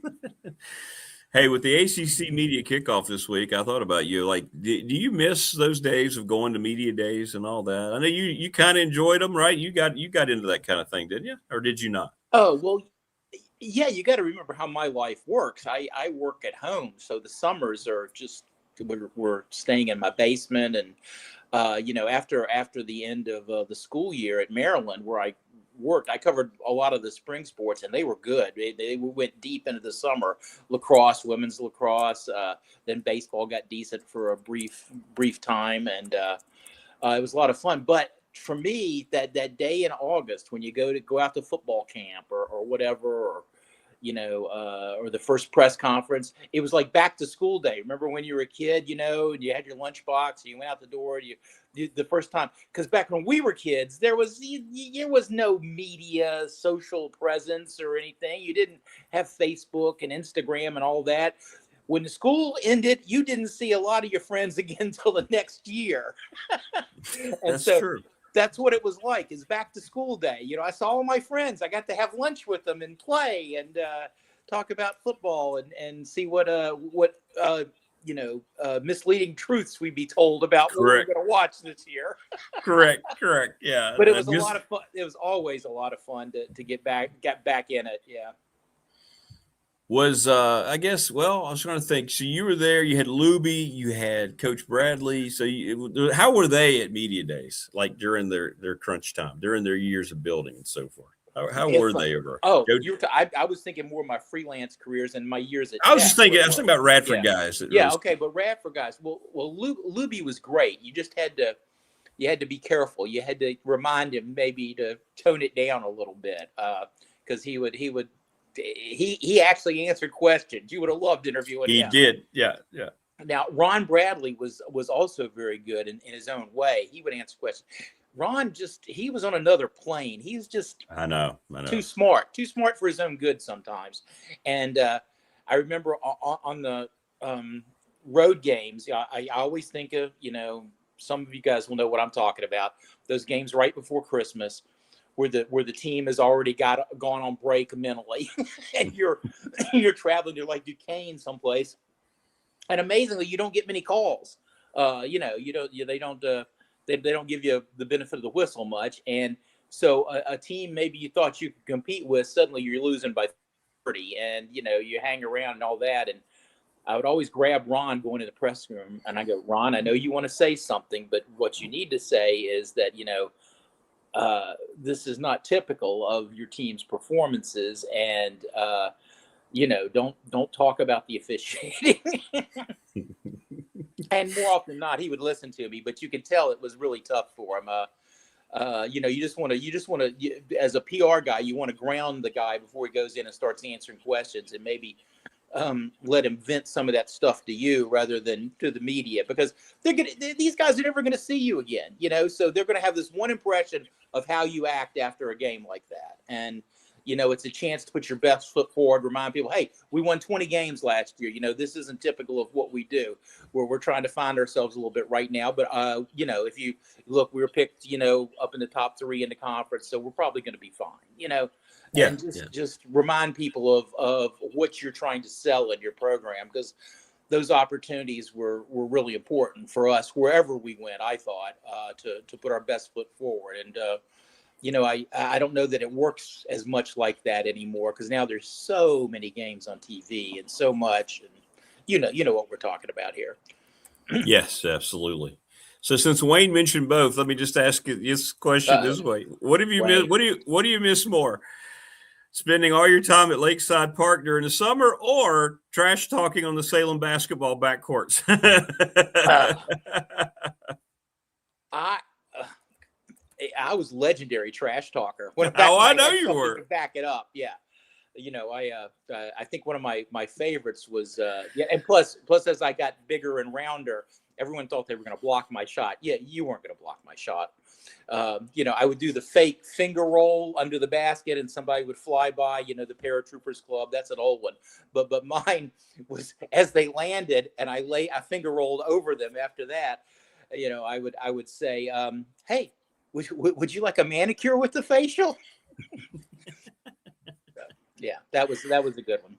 There was another guy that if he scored over you, he was older than me. I learned this from my elders on the court.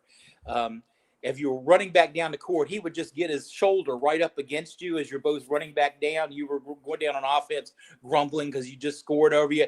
And he would start doing this. He would start rubbing his hands like this. And, like you're getting burnt. So, he was doing this as you ran. I love that one. But I that was a little over the top for me. Yeah, I tried to be more subtle and not let everybody hear. I just wanted the one guy to know that he's silly boy. You're not blocking my shot. That's right. Exactly. I think the first time I heard about your court exploits, oh boy, I don't remember if it was Hunsiker or Greg Denny. I just remember somebody coming up from noon ball, and I'd just gotten hired, and I was down there meeting everybody, and they were just like, and I remember one. I think it was Greg. Said, well, somebody was really hot that afternoon shooting the ball. And then I heard, no, he wasn't Mike Ashley-esque, but the guy was lighting it up. So I was just like, yeah, that's what he said. I'll never forget that. It's like, oh, so you have that reputation. You're getting people are comparing shooters to you. I was a voluminous shooter. I shot a lot. And yeah, that was well, that's good. That's really nice to hear. I do love that. The only thing that makes me happy in that is people that remember when I had hair. So yeah, I hear it. But the NBA was something. Noontime Basketball Association. Greg Denny, you didn't think as a basketball guy, but he was such a great all-around athlete and could do anything. And he may be the all-time noon leader in scoring because he played so much. He was there every day, and he was just beating people up and down the court all game. He was just one of those guys. He made it into a track meet and just wore you out, and it just really.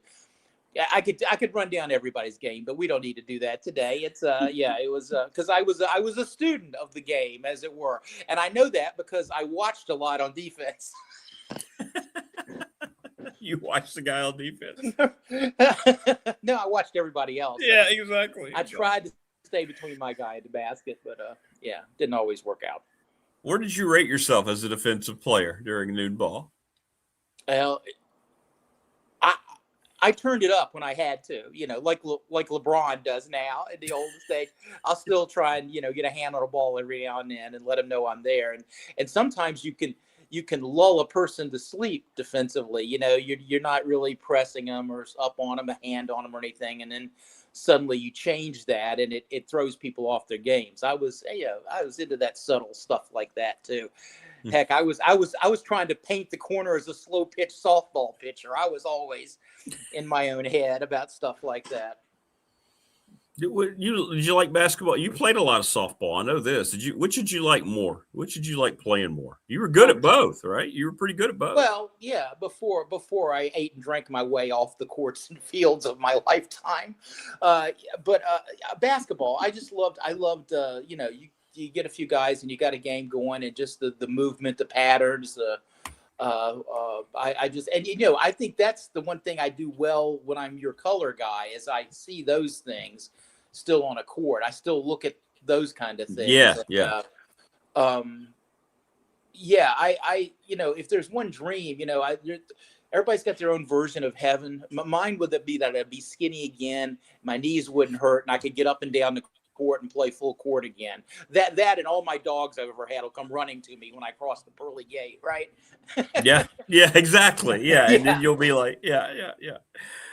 And then all of a sudden, the basketball goal will show up, and you'll be allowed to talk whatever smack you wanted for like well, this every third day. This is a whole nother show. But the Conehurst Elementary School across the street from my house, they had it was a shorter court because somebody got tired of spraining their ankle, so they moved the baskets from this end to this end and made it the width of the court and moved the rims there on just backboards with no rims. So the rims got moved. We got shortened the court, and it was wide. So you got good spacing on the floor, which is something that basketball needs to look at now because you see so many guys step out of bounds. The court's not big enough for the athletes playing the game or wide people playing the game. But anyway, and one rim was 9 feet and the other was 9.5. And so many more guys of that age could dunk. Now, I was still right around the rim and couldn't quite dunk, and I didn't care because I had a good jumper. So, well, I did care, but, that wasn't going to happen. I wore the ankle weights. Remember wearing the ankle weights? I do. When you were a kid? I wore those all the time to school so that I could jump a little better. But there was a lot of dunking going on our court, and our court became a very fashionable place to play. It was Conehurst Elementary School, and we called it the Cone Dome. I like that. It was a magical place. Just there was all right. One more about this. Sunday morning when I was sitting in church, you'd look out the stained glass windows and you couldn't quite make out anything. I could see the court out the stained glass windows, though. Maybe 110 yards away. And I couldn't really see what was going on, but I could see the ball going up and down. I could tell how many people there were and if it was a full court game.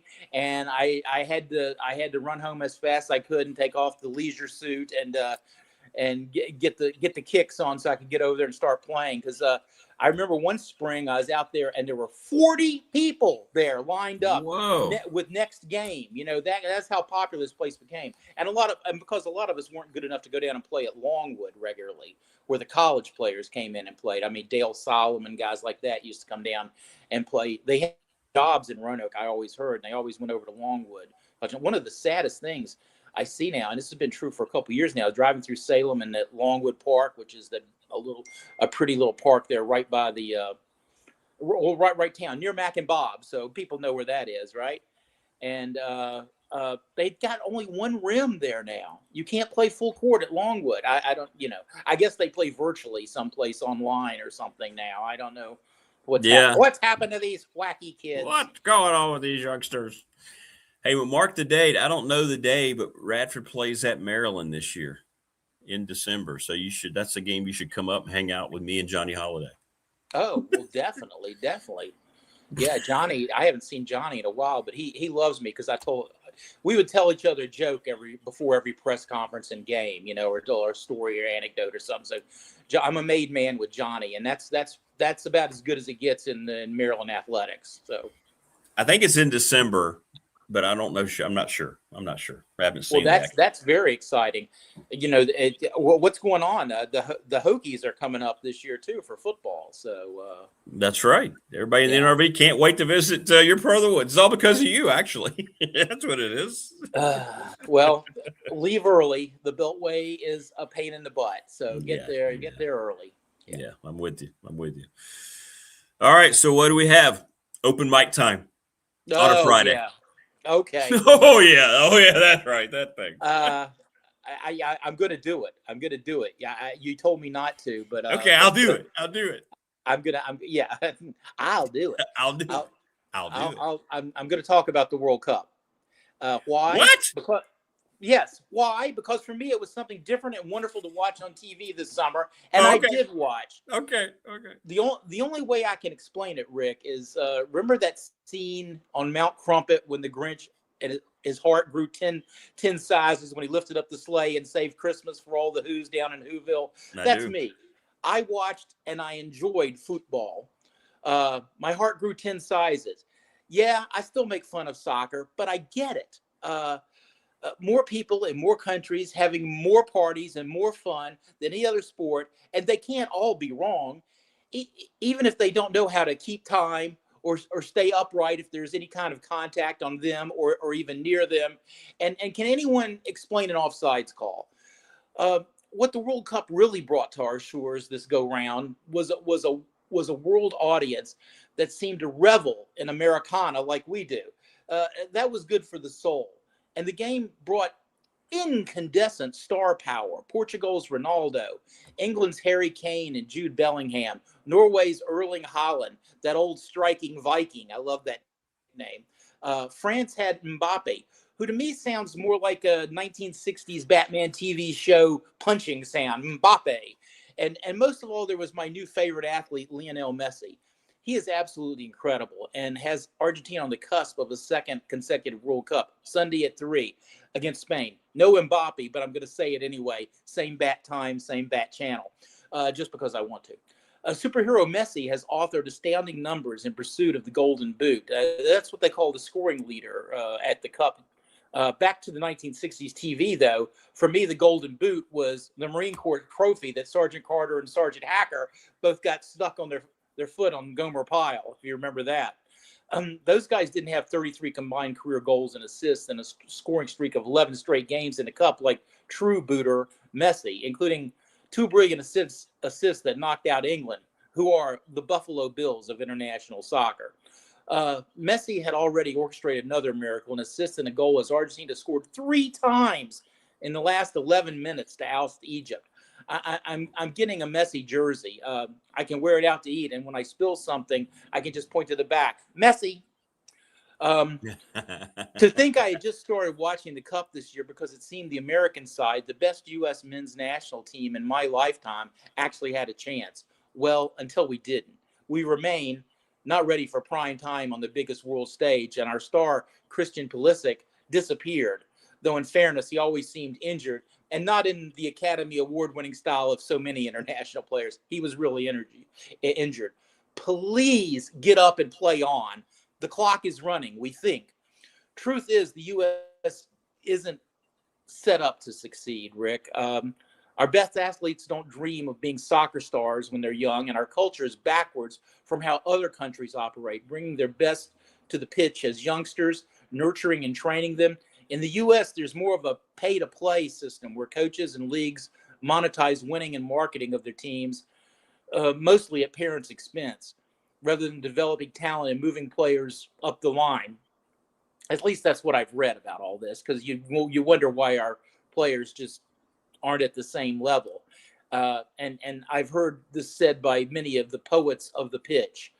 I also learned Spain is really, really good, a defense mainly on another plane. They often have clean sheets, another term I learned, but not one that I enjoyed often in my bachelor years, Messi. And a world's champion in this sport is really a world's champion. For us, the U.S., it's wait until next year. Well, wait 4 years, or just 2 until the women are there to kick butt again. Viva summer soccer. All right. Well, there you go. I don't know. The world can be wrong. I tried to get into it. I'm reminded why Americans are never going to be, soccer's never going to be America's thing, ever. And why is that? It's fine. It's fine. Well, for all the reasons you say, I think America has a problem with a sport where you don't use your hands. And I don't mean that facetiously, but look at our football. You know, it's a 4-limb sport, man. It's all in on everything. Baseball, like we're not wired that way, and it shouldn't be. It's not going to be. It's fine. It's not everything's for everybody. American football is never going to take elsewhere, no matter how much the NFL tries to throw it over there. Don't you think part of our problem though is that we look at it through our lens? And look, I'm one of those guys too. That it's the whole timing thing just drives us crazy, right? Because everything else and the flopping is embarrassing. The 10th of a second here on all our clocks and all our sports and soccer. We have some extra time. There's going to be a little bit more. We don't know exactly when it's going to end. That just drives me crazy. But and the other one I think is you can't quantify the sport like you can others. There's just not enough stats. There's There's No. shots on goal, there's goals, assists, but there's really not a whole. They do time of possession now, but and that's telling, but there's just not enough. And I've talked about this before. The stuff I've heard on the sideline. I mean, guy dribbles the ball a long way before losing it, and for another frustrating situation. But the whole team is yelling good stuff. So I figure good stuff should be a stat. If you do something that move the ball, it's a good stuff. And if you lose the ball and you're unlucky, that's another one. So you had 3 shots, a goal, 4 good stuffs, and 3 unluckies. Then you 3 unluckies. You have a box score in soccer. How many unluckies did you have tonight? I like the way you're inventing stats as you go. I like that. I had a lot at Sackett's, as I remember, but that's a whole nother story too. The other thing is,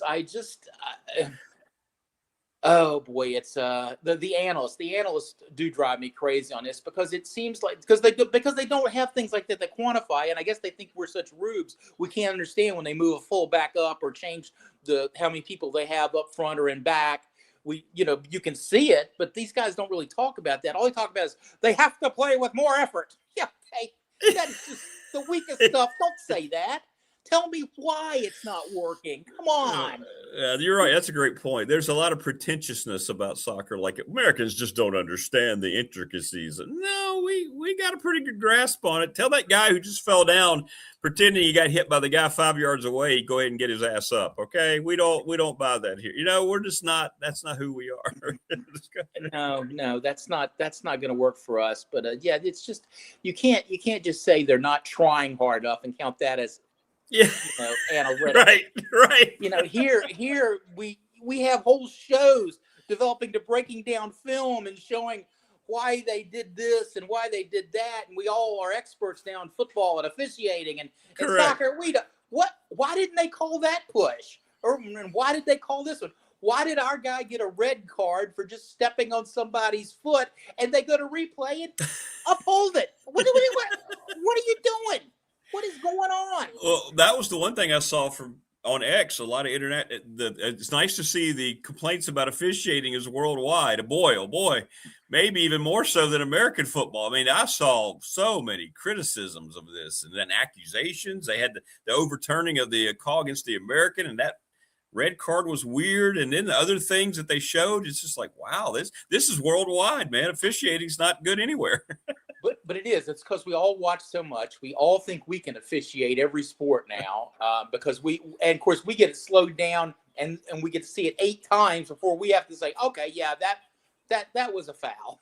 But it doesn't work like that in the course of a game, and we're I'm afraid we're losing something. No, I agree with that. The immediacy, the stoppages of play. Oh, and the other one is the fact that I am now, especially as an old man who mowed my whole yard the other day in the almost 90-degree temperature, so I was very proud of myself. I did have some hydration breaks, and I thought it was funny now that I understand soccer. That's one of the beauties of it, is that thing where you wear people down. You use a team with better conditioning does have an advantage in that sport as much as any, but now they kind of literally watered that down with the hydration breaks, which I'm sure there are old men soccer fans like us across the pond going, not my day. We didn't break for water. So I don't know. It's tough. It reminds me, you always think of the thing they wouldn't understand is that running back, Jim Brown, he got stronger in the fourth quarter because he was still just running over people and stuff like that. And Greg Denny was still running up and down the court. We were like, I got to go take a shower and go back to work. Come on, Denny, slow down. Come on, man. Yeah, come on. What are you doing? Yeah. Well, good stuff as always. What are you getting to this weekend? You traveling? Are you around? What are you doing? I am actually up here in Delaware. I couldn't. It's very hot in the attic, and I didn't want to go up there. It's messy and I don't have my jersey. Yeah. So I came down here, and my wife stayed in bed. So, but yeah, I got to do some stuff with the in-laws today. Go over to mother-in-law and work there a little bit, and then I'm writing. And this is my life. I'm writing NBA this week. How about that? They haven't even finished Wow. things like last season, and I've already got to start writing previews and stuff. So got to get on the phone, man the lines, know a little bit, figure out where LeBron's going to sign, that kind of stuff. It's interesting times, and I get to write that fantasy piece for Lindy's, and boy, do I have fun with that. I just drive around thinking of how I'm going to slam some players this year. That's what you thrive in, the slamming of players, of course. I do, because I covered college my whole career. I wasn't going to blast college players. Maybe some coaches I would tweak, but I wasn't going to light up college players. So the NBA guys, they make enough money, they can handle it. Yeah, exactly. And some of them make money just going someplace and not pretending they go someplace and sit and get extra money, like freaking. Correct. Yeah, geez. Anyway. More on that later. Film it later. All right. Well, happy Lindy's, and I do like this shirt though. I know it looks great. The Hawaiian thing, mine here. You should. I think. Yeah, you own it. It's luau time, and I want to see you in a skirt next time. Yeah. All right, my friend. Have a great weekend. Appreciate you. Hey, Goober says, "Hey, love you guys down there. Look forward to seeing everybody soon. Hopefully." Hey to Goober, we love you. All right, there you go, Mike Ashley. Great stuff from Mike. The best. Mike's the best. It'd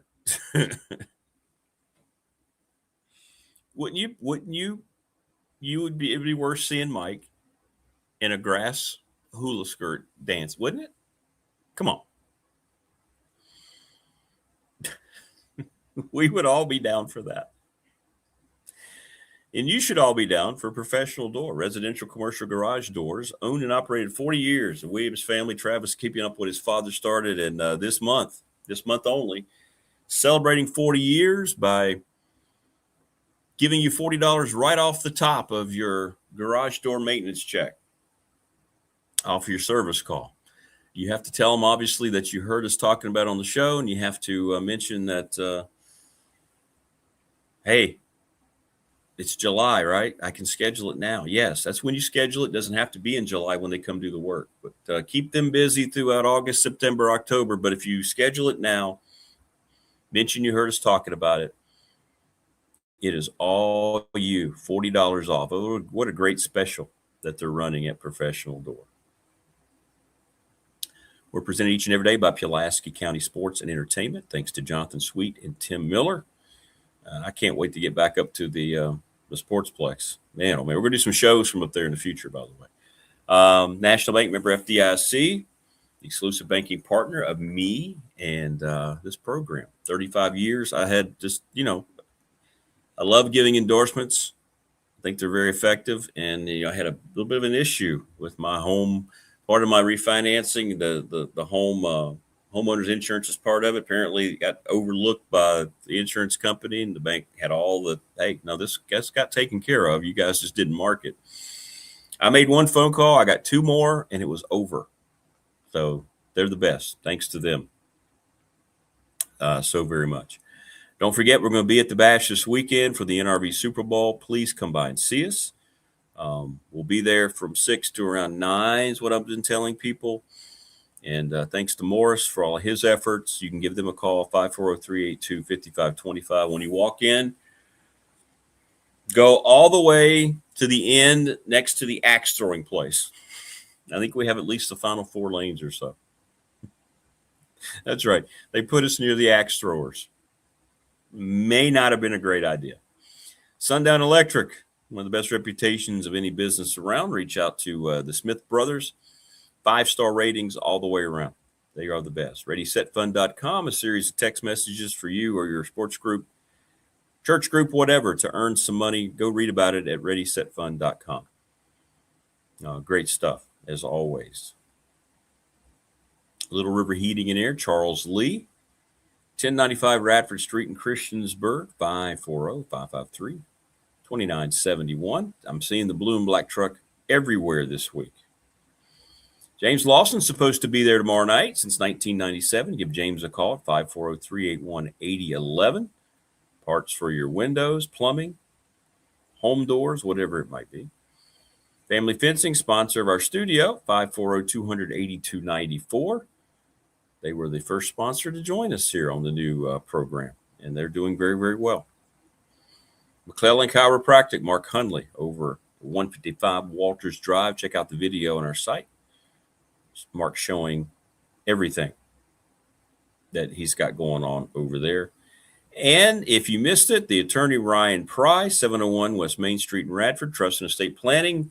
Star Wars won the question of the week. It was a good one, Wayne. We had over 100 entries, which is crazy to me. Came through on the text line or my DMs, whatever. And Star Wars is your winner for summer blockbuster of all time. Yep. Back to the Future was second. Jen, the Gamecock girl, going to join us coming up a little bit later on. I think she's traveling, or at least that's the excuse she's giving for not showing up at the bash tomorrow. And the thing about it, too, Wayne, it's not just the Star Wars franchise. It was specifically the first, well, thanks, George. It's the fourth movie in the lineage, but the first movie, A New Hope. It's that one. Thunder says, by the way, I saw your odds, Thunder, about Tech. Thanks for showing that, man. I was pretty much around that, wasn't I? I'll take that. Soccer isn't compatible with America. Too many floppers, and you get tossed for minor inadvertent contact. It's almost like playing against an entire field of NFL quarterbacks. That's true. I like that.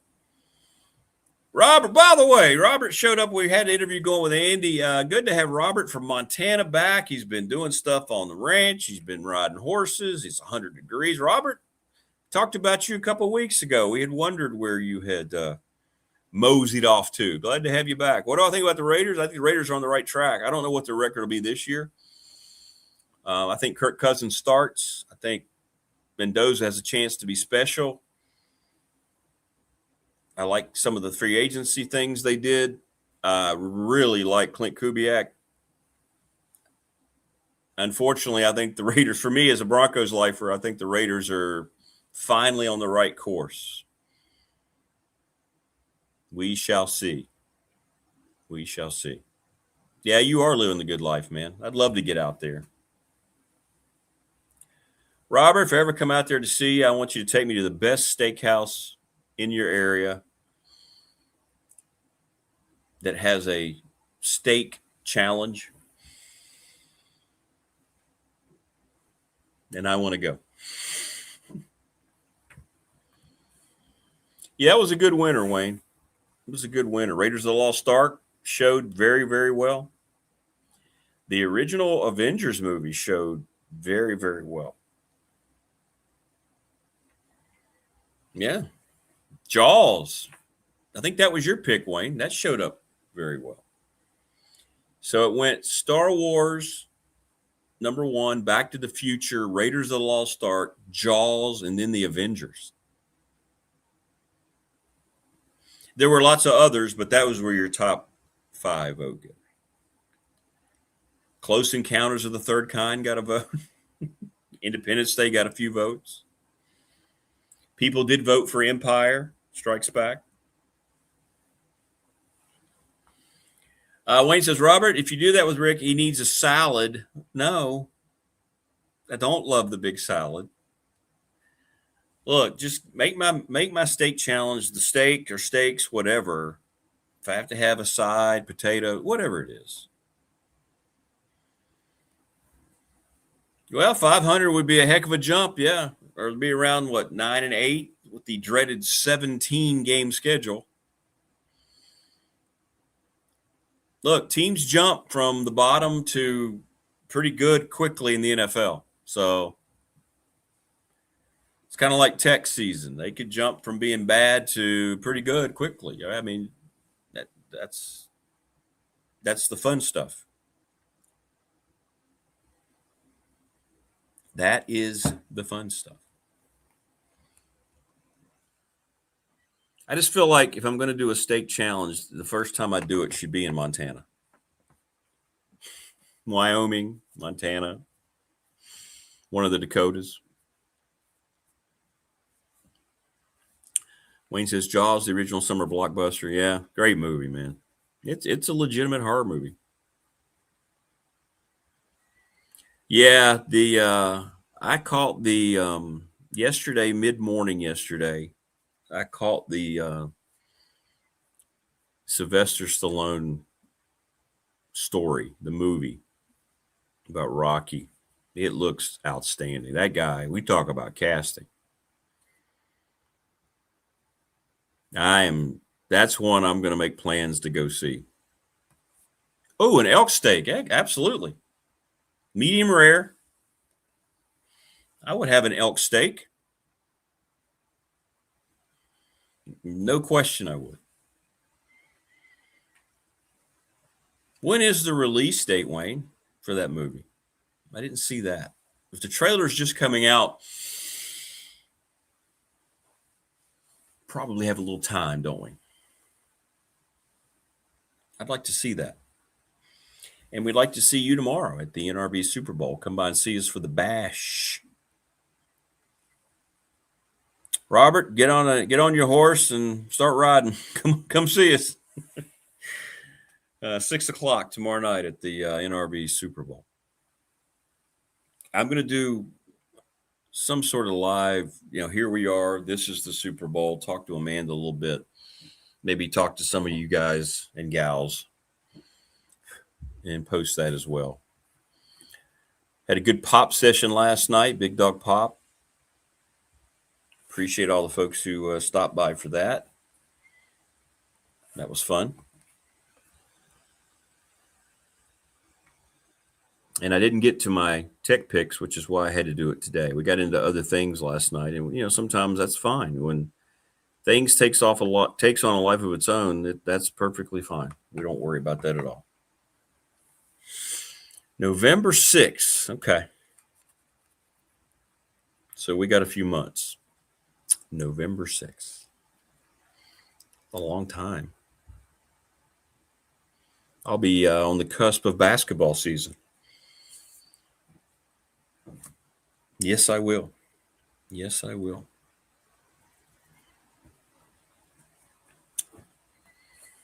But now we're on the cusp of football season. You get the media days out of the way.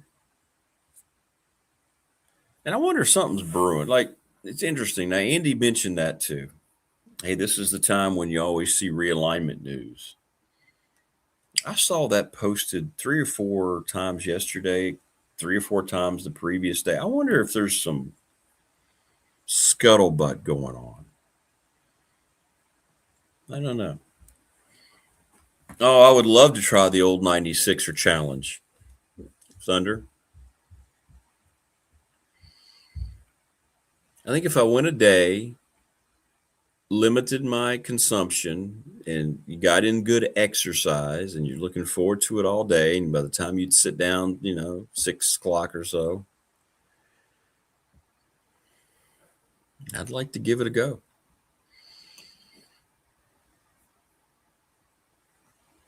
At least one time in my life, I want to do a steak challenge. One time. I don't know if I've even been to a place that offers it, or maybe I just haven't researched it enough. But I'd like to do that just one time. One time in my life.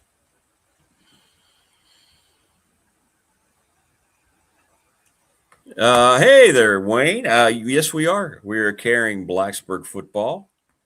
Been hot on the trail talking to potential sponsors this week, and people are very excited.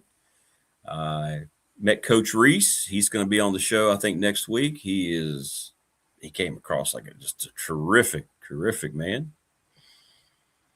Landon Weaver and Richard Terry will be on the call, 2 students from Bill Ross SMA program. Bill's very excited. We're going to be doing a lot of stuff to promote that and the channel through Bill's program. Virginia Tech is very much behind us presenting Blacksburg football. There's a lot of excitement because they didn't have a network because they lost the radio station, and they're the largest school in the area, right at 1,400 students. So a program that's been better the last couple of years. Coach Leonard did a good job with it, and now I think Coach Reese is going to continue that progression He was terrific meeting with him on Wednesday. Man, he's very excited. So, yes, we'll talk more about that as we get closer.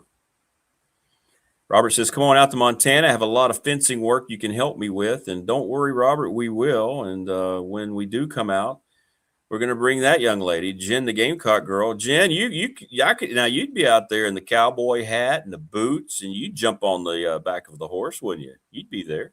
Give it a shot. I don't know how good it would be, but a try. Yeah, you'd be there. Well, Robert's inviting us out for elk steaks, and we have to earn it. We're going to have to work on the farm a little bit, but that's okay. I'm in. When do you want to go? Not during football season. Okay. Well, we'll have to let Robert tell us the good all. Yeah, we can't go during football season. That's true. That's true. And I just heard you talk about Blacksburg. No Christiansburg, though.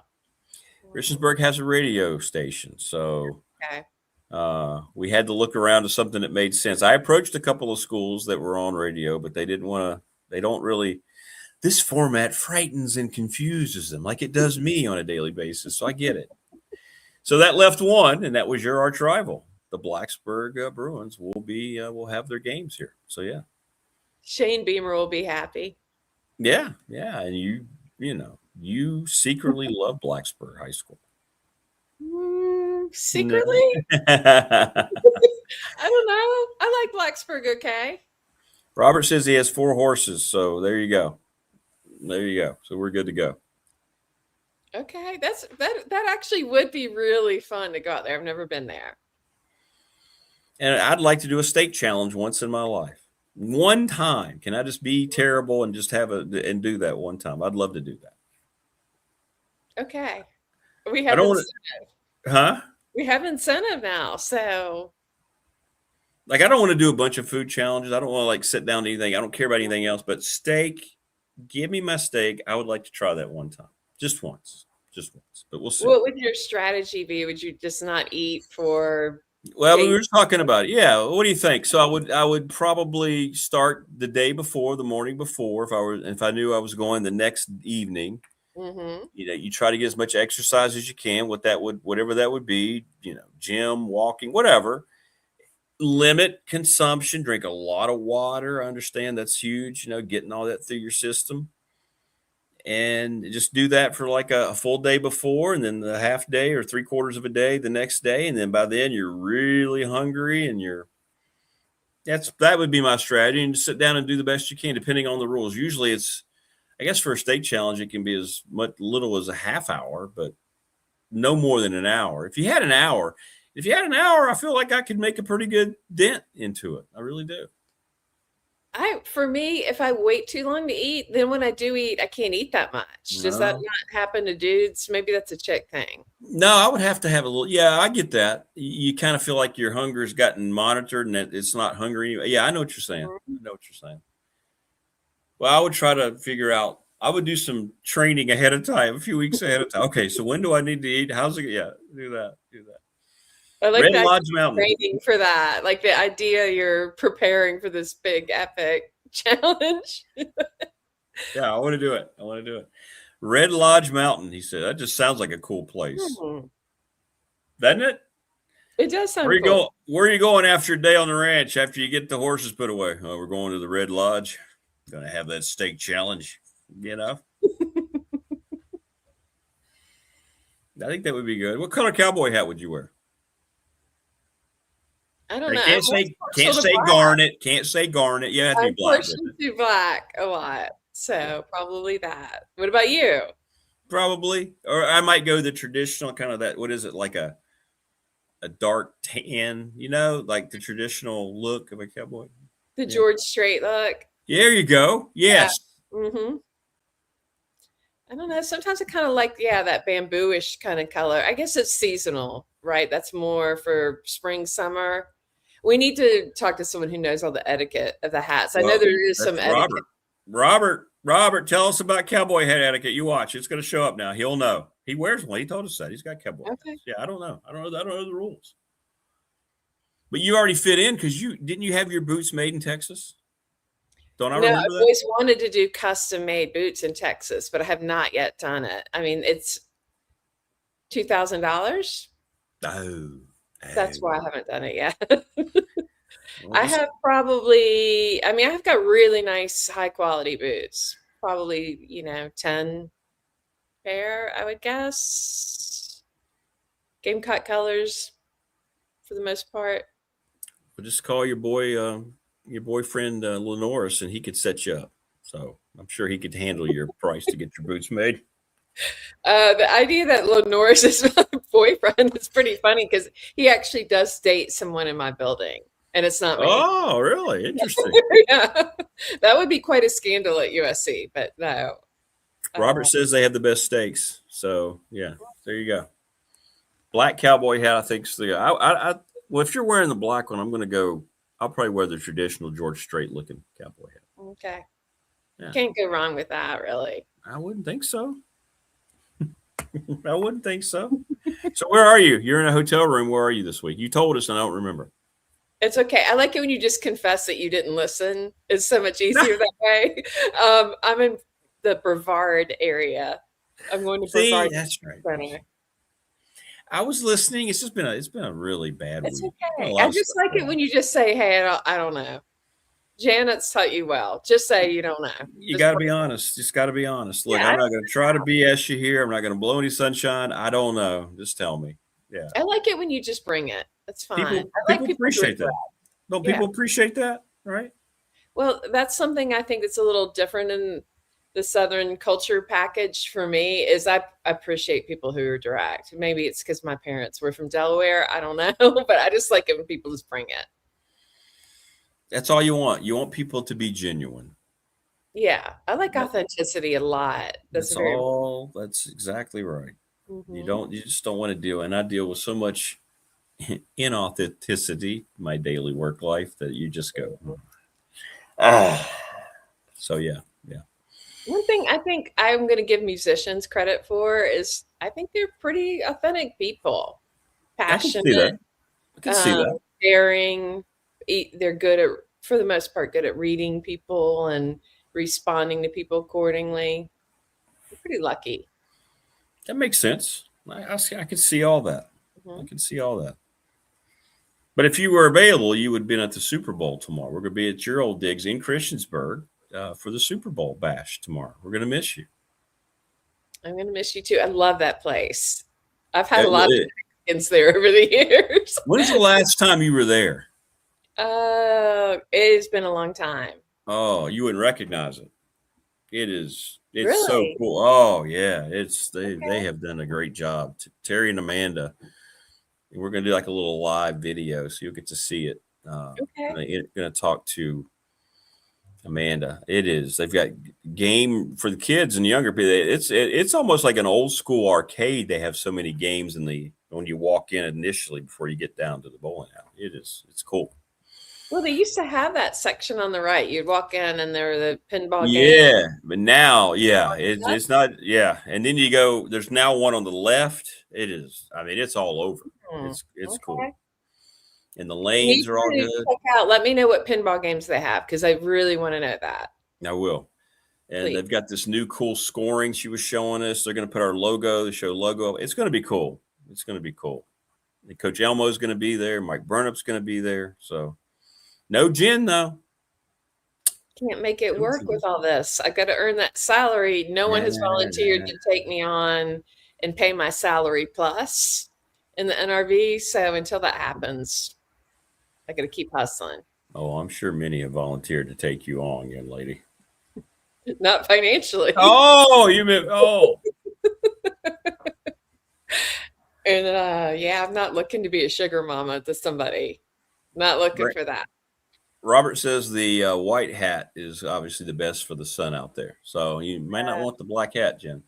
Okay, I'm good with white. Okay. But Brandon asked Jen, what would you bowl? If you were at the Super Bowl tomorrow, what would your score be? Not good. It's a short answer. I mean, I'm going to do it, but I'm not any good. Ooh, so terrible. I'll get out there and roll it. Kind of strong, and then it just turns real weak real quickly. So I don't even remember what I got last time. Nothing but a straight ball for me. The dreaded straight ball for me. I'm trying to remember my score from last time. What is your average score, Rick? Oh, I don't know. Like, I haven't been in so long. My youngest son, I think, was in middle school. Last time he had his like party there. Like, he wanted to have a party there because he liked it. It may have been before that. So you're looking at, wow. Let's see here. Yeah, it's like 10 years ago. I haven't picked up a bowling ball in 8 or 10 years. I don't know. Yeah. We'll let you know, though. We'll let you know. Okay. Yeah. I mean, I am really, really, really bad. I hope Ronnie Horton's there tomorrow. The pro. You know Ronnie? You should know Ronnie. Everybody knows Ronnie. Familiar.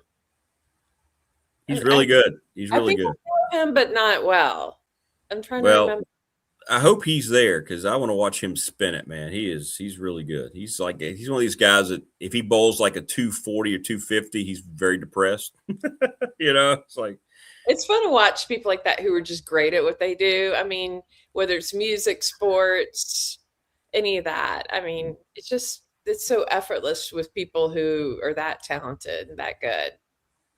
All right, Robert, you have a great day, man. Bye, Robert. Thanks. Yeah, he's heading off, going to go riding 8,000 feet. Awesome. Good stuff. TP says, I know Ronnie. Jen would remember. You would remember Ronnie if you saw him. TP, I wish you could be there tomorrow, man. I hope you're doing well, by the way. Yeah. Wait, who's TP? Help. Tony Powell. Tony Powell. Oh, okay. I sort of remember Tony. Hi, Tony. It's coming back. I gotta go back to my previous life. And you won't know Brandon, but he's smitten with you. So he says, proposition. What do I know him then? I should know him. That sounds great. Me versus you in bowling, Rick. If I win, I get to call. Why? I wouldn't mind you calling a game. It's your Radford boss that won't let you. If you lose, I'll call whatever sport you don't want for the season. That's a nice bet. Yeah, it is a nice bet. Unfortunately, I don't have that power to say I don't want to just call something. That's kind of my gig. Right. Now, I might be sitting there calling it like this. Right. But that's your livelihood. So yeah, there is that. Yeah. But the secret is when you're not on camera, you don't want the voice to come across like you're like this. Yeah. Well, I try to always sit up. Actually, you reminded me. I try to sit up because I think that does change your voice, right? Like if you're 100%. If you're all slumpy and so it's not the same. It's all about the esophagus. Yes, 100%. And the diaphragm support, like just kind of project a little bit. That's exactly right. Exactly. Is that a garnet top you're wearing even in Brevard? It's garnet adjacent. I would say. Is that the new Nike? Is that the new Nike jersey? That actually is pretty funny, but no, that whole discussion is actually raging right now in Columbia. You told us, yeah. It's intensifying even since I reported in last week, and some people are boycotting it altogether and saying they will not purchase anything until the garnet is repaired, properly presented. Nikes, they suck. They've ruined the NFL uniforms. They come in, they do stuff like that. Why would you not give the school their colors? I don't understand. I don't money. get that. It's the money thing. It's just they just want to take a big vat of jerseys and dye them all the same, whether it's Oklahoma or Alabama or South Carolina. Wow. A big vat in China. Actually, I don't even know if they're made in China. So yes, they are. Everything they have. They are. And overseas, not just everywhere. Yeah, exactly. $1 billion company can't get your school color right. That's great. We had a problem with that too at Radford. I think I mentioned that to you back when it's like, no, that's not close. Yeah, fix it. Well, I'm wondering too. I mean, Cocky might even have to be adjusted because he's not going to be the right color now. So Wayne says they used to use FSU colors for Tech. I can see that. Mm-hmm. I can see that maroon, and they're not really maroon. Florida State. Actually, they did eventually fix it at FSU, I had a discussion with the person who does my job there about this whole thing, and he said they had the same issue, and it took a while to get it resolved. And it shouldn't, should it? I mean, shouldn't that be something that's common sense? Shouldn't that be something you know that's what you need to get right? You take over a school's athletic gear rights. Don't you think that getting the school color right should be at the top, or right at the top in the first couple bullet points, right? And now they're trying to rationalize it, it sounds like, to people down in South Carolina. Is that what they're doing? To me, it's just, anticlimactic. It comes out, excitement, optimism, and then everyone's like, wait, that's not the right shade. So it just really killed all the momentum with it.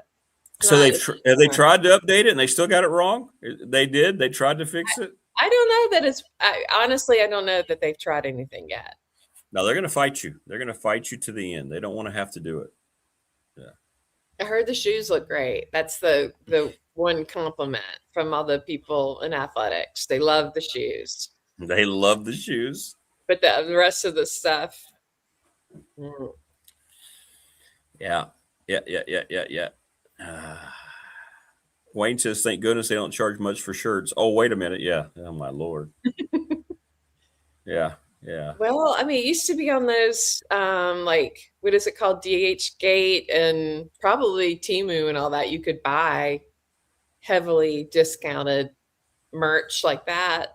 Knockoff Nike? I don't know. I don't want to ask too many questions about where it comes from and how it arrives to you, but it's for sale in there. Fortunately, my Nike is part of the job. I don't have to go out and pay for it. So that's good. Right. That's good. Yeah, you get the because perk. I wouldn't otherwise. Really? That's a strong testimonial. That's a bad report. Yeah, I wouldn't go out looking for a Nike polo or a t-shirt. I mean, that's the uniform of the South, though. You got to wear polo and khakis and it is. At work, it's fine. I'm talking about just for your casual. I'm not a casual polo walking around guy. Oh, well, that is the uniform of South Carolina. I mean, you would not be able to move there unless you promised to wear that everywhere you went, to the grocery store, get gas. You better have that on. No t-shirts? School polo? No, not really. So it's got to be a school polo. I mean, people kind of feel more dressy down there, It's just a different vibe. Well, it depends on how you're supposed to wear your polo. Like, I see a lot of Tech fans at tailgates, they wear their polos, but they're all hanging out. They're not necessarily worried about the collar. So you're talking, these are like putting your pants and. Yeah, these are that's a some bad men look. are probably ironing them. I'm not joking. But it was fun when my now late father came to visit me after my mom had passed. He commented several times. He's like, people just take a little more time to present themselves down here. And he's like, I'm kind of appreciating seeing all these beautiful women a little dressed up. So it's interesting you say that. Janet's from Bossier City, Louisiana. So she's down in the far south. She said the same thing, especially about the women. So you're right. It's a cultural act. Absolutely. Yeah. It is. It's a big thing. You go out, women, we go out in our athleisure gym clothes here and there, but that is, even then, your hair is done a bit. You got some lipstick on, trying to represent a little bit. But no, men really don't generally do a t-shirt and jeans. It would be the polo and the khakis, polo, khaki shorts or dark fabric shorts, not denim. So you'd have to embrace the polo. Yeah, I guess so. Yeah. You don't seem excited about it. Well, I'm usually wearing a t-shirt underneath the polo anyway. I don't feel like I need to have two shirts on. I don't wear polo without a t-shirt. I think that's a bad look. I think by the time I see a guy in a polo and no t-shirt, I'm like, you need to go fix that. I'm trying to remember if the South Carolina men do that. They used to do that, but I don't think they do that anymore. I think it's just more practical with the heat situation. Well, that makes sense. Like right. Robert in Montana. I got you. Mm-hmm. TP says Nike thinks they're so big that the school will adjust to their change. That's true. Yeah, they just think, hey, we gave you a lot of money for this deal. Just get over it. Change your school colors. We're not changing. 100%. That's what they did with the NFL teams. Maybe, yeah. Garnet's a sacred thing. Right now it's too red for sure. And it doesn't have, ours has like a little touch of purple in it almost. It does. It does, doesn't it? It's like that's a good point. It does. Your garnet's unique. It's to us. Yeah. It looks, I'm going to get your logo up here. It looks, yeah. Well, that's just the black. Do you have more? What's the more maroon? There you go. There's a good one. Yeah, it does. You can see it. It's got a little purple-esque to it there. Yeah, it's not as, obviously as purpley as the maroon at Virginia Tech, but it's got a little touch of that. Yeah, there you go. Is that Big Spur in there? Is that him? That's a version of him, I guess. Do you want to talk to the keeper of Sir Big Spur sometime? That might be fun. We were going to, and then something didn't happen. You like that one too? Do you like that one? I love it. I have that one in my condo. I like that one. But you know what's weird is now that all the young people can't read cursive, it creates problems because they don't know. The educational society. You got to love it. So do you like the black as the background, or do you like the garnet as the background? I don't know. I'm trying to decide here. The black reminds me of Joe Morrison days at South Carolina when I first arrived. There they are together. So it's kind of old school. I mean, I love them both, honestly. I think I like the black with the garnet Carolina. I think I like that better. I have a tile mosaic of that logo on my bar in the condo. Tile mosaic. Well, that's cool. It is cool. It doesn't surprise me, knowing you. It does not surprise me at all. It's heavily branded environment. So you're in Brevard. This is recruiting? Is that what this is? It is. There's at Brevard Music Center, they have summer programs for people all over the nation, come in from different colleges and high schools and study music for the summer. And they have a fair, a college fair. So I'm here to represent South Carolina. Hopefully get a few recruits lined up today. Wayne says, Jen, let's talk about the old cheerleading bloomers from the 80s. What did they say on the backside, Jen? I think you might be able to deduce that. One of my good friends, Joe, it was just his birthday this week. He was a cheerleader around that time. He has a lot of pictures of that. Oh, he was on the cheerleading squad? Mm-hmm. Really? Mm-hmm. Back when they wore like the men wore the old school white pants. Is it wrong that I'm unaware what they said? You should Google it and see. I'd love to see your reaction. There's a pretty well-known picture of a cheerleader, female cheerleader, bent over so you can see what's on the back. You might be able to find that with a quick Google. Is somebody rustling around at your house? Yeah, that was the wife getting ready to go to work over there. Yeah. Okay. She did a quick drive-by. I don't see it. I'll send you a picture. What are they called? What's the what's it called? Was it shorts? I think they just referred to them as the underwear or something, right? Yeah. They're like underwear, but able to be publicly viewed. Protective layer. We'll call it that. Oh, okay. Wayne just told me what it said. Really? Okay. I can't get a picture of it, but okay. Wayne, if you can find that picture, send it to Rick. It says lick 'em. No, I don't think it has that whole phrase on it, does it? I don't know. I haven't seen it. I can't find it. Now I'm curious. Usually to my memory, I think it just says "Go Cox" on their backsides, Oh, okay. or just Cox. I can't remember. I don't know why I just sounded like Jerry Seinfeld there. What do you mean? No, it's fine. Don't worry about it. Well, the discussion about what do you call it, whether it's like You can't say that on the show. layer.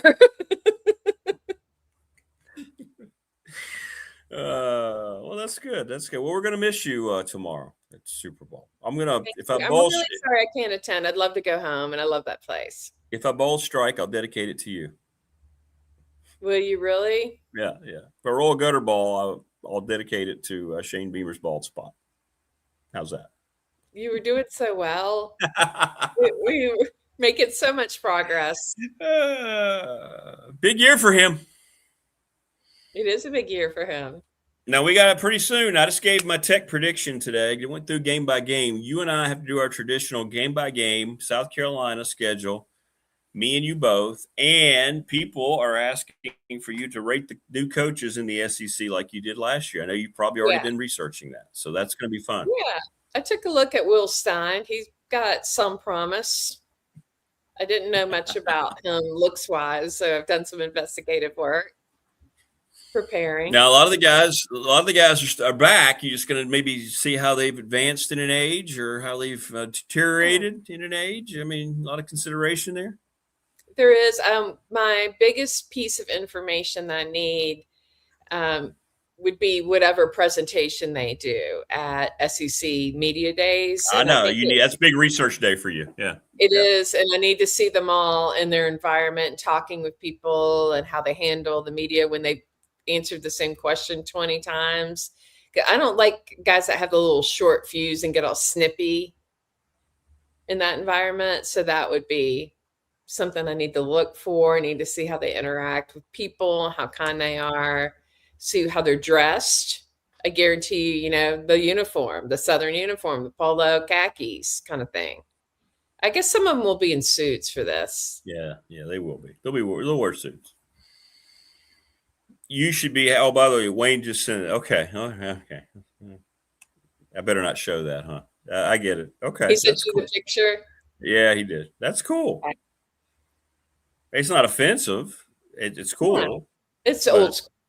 It's old school. It's old school. It's fun. Yeah, there you go. It's just fun. People too sensitive. Oh my goodness, did you say it was meant to be fun at that time? So, but speaking of media days, I'm kind of hoping that somebody helps the players a little bit, because I'm just going to share with you that I noticed that some of the South Carolina players last year still had the folds in their shirts from it looked like they had just taken them out of a brand new package and ripped the plastic off and taken that cardboard thing out and the cardboard thingies in the collar and put on the shirts without any ironing or steaming. And I personally don't think that's appropriate. So I hope that whomever monitors their clothes will help them out a little bit. Well, you should be happy because Dabo Sweeney, I watched a lot of he looks like a guy that's kind of losing it a little bit. I'm not sure he believes. Yeah, he was doing a lot of this is what we've accomplished. You realize last year we lost so many. That's a guy that's kind of backpedaling a little bit. Very defensive. Mm-hmm. Yeah. His attitude is real sour. I don't know. I don't get it. Yeah, and he has to remind everybody all the time, like, I'm amazing. You should be happy that I'm here. And I don't like it. It seems toxic. It feels like he made some comment about his quarterback, how we couldn't afford to go out and get. He called him a premium play. I'm like, wow. I think this kid's a high school recruit, but I don't know. It felt like he knows that he never is going to. He hasn't adjusted, evolved to the new era. He fought it for a couple, 3 years and got it pushed back on him, and now he doesn't know how to go about it. Brought back his old offensive coordinator. Cade Klubnik wasn't very good. He was okay. he got drafted, but that didn't mean a whole lot. He's going to be a clipboard holder in the league, but I think you should be happy. It sounds like if you have a good season, it sounds like South Carolina could be there. The state, could be there for the taking this year. So that'd be good for you. It's an opportunity. It's an opportunity. These injuries are concerning. I know. Dylan Stewart, still his back is tweaked, quote unquote. Peaks knee. I don't know. I'm just real worried about the injury part, but I get it. It's the downfall of every team. If you don't have any semblance whatsoever of health, you can't be a good football team. So there you go. Yeah, we're really, really, really good at the top layer, but I just don't think we're deep enough to survive that. Correct. Well, I hope you survive very well your trip to Brevard, and we appreciate your time as always joining us on the road. We see you more on the road than we do in your home, but that's okay. I like to run around a little bit. Makes me happy. I know. It's good. A little run around Sue, a little run around Jen. I get it. Keeps the soul happy. So happy. Makes me more appreciative of home too when I am home. Yeah, that twice every 6 months you're actually in your own place. Yeah, I bet so. It probably feels pretty good. Well, during football season, I'm there a lot. So true. Very true. Pretty soon I will be there, obviously. Is it 7 home games or 8? I can't remember. I'll be there, obviously, for as many of them as I can. Probably 7. I don't think teams – I guess some can try to play. That's embarrassing if you're playing 8 home games. But, yeah, I think it's 7, at least 7. And if you want to come down, you and Jen. I know. I got to look. Yeah, I'm really going to look at that this year. I need to look at that and try to coordinate that. She'd love that. She's mentioned it several times, by the way. So, is she okay with cats? I would assume so since you have one. Yeah. Jazz knows me. Probably will want to come home with me. Yeah, big Jazz fan. does love you. She likes the dudes a lot. So it happens. I've always had it. Women just like to flock to me. I just walk into a room. That's all I do. I can't help it. She digs you. She is. I don't know if you're aware. She's the #1 prettiest cat in the SEC. Oh, really? Ranked there for a long time, like probably 2 years. Every week she's been ranked at #1, and I tell her that every day. In my first interaction of the day with her, I remind her she's #1. Well, congratulations. We'll have to. We'll give her an award. We'll bring her a bag of treats if we make it down there. She would like that a lot. All right, have a good weekend, dear, and we appreciate you as always. Thank you. Love you. Go Love Cox. you. Stay safe. There you go. Hey, look, I did it. Is that backwards? Did I do it backwards? You got it's okay. There you go. Okay. Like it's typically, with your palm out. Like you're on the phone. Hello, Go Cox. Hello. Hey. Hello, Gamecock Love headquarters. Exactly. Yes, we have an appointment for you. All ready for you at 7. Sheila is here. Yeah, we'll welcome you to the. Come on. All right, be good. We'll see you next week. All right. Jen, the Gamecock girl, here on the program. Thanks, everybody. Join us. Great week. Thanks to our sponsors. Thanks to everybody in chat. Thanks to Andy Bitter today. Thanks to Mike. Thanks to Jen. We'll have some cut-ups of today's show on the site. We'll see you tomorrow. Come see us at the Super Bowl. Don't forget, we'll be there from 6 to 9, and we hope it's a great time. We hope people have a great time, and we thank everybody at the NRB Super Bowl. So if we don't see you tomorrow, we'll see you on Monday. Hopefully we'll see you tomorrow, everybody. Take care. Have a great weekend, and we shall see you then.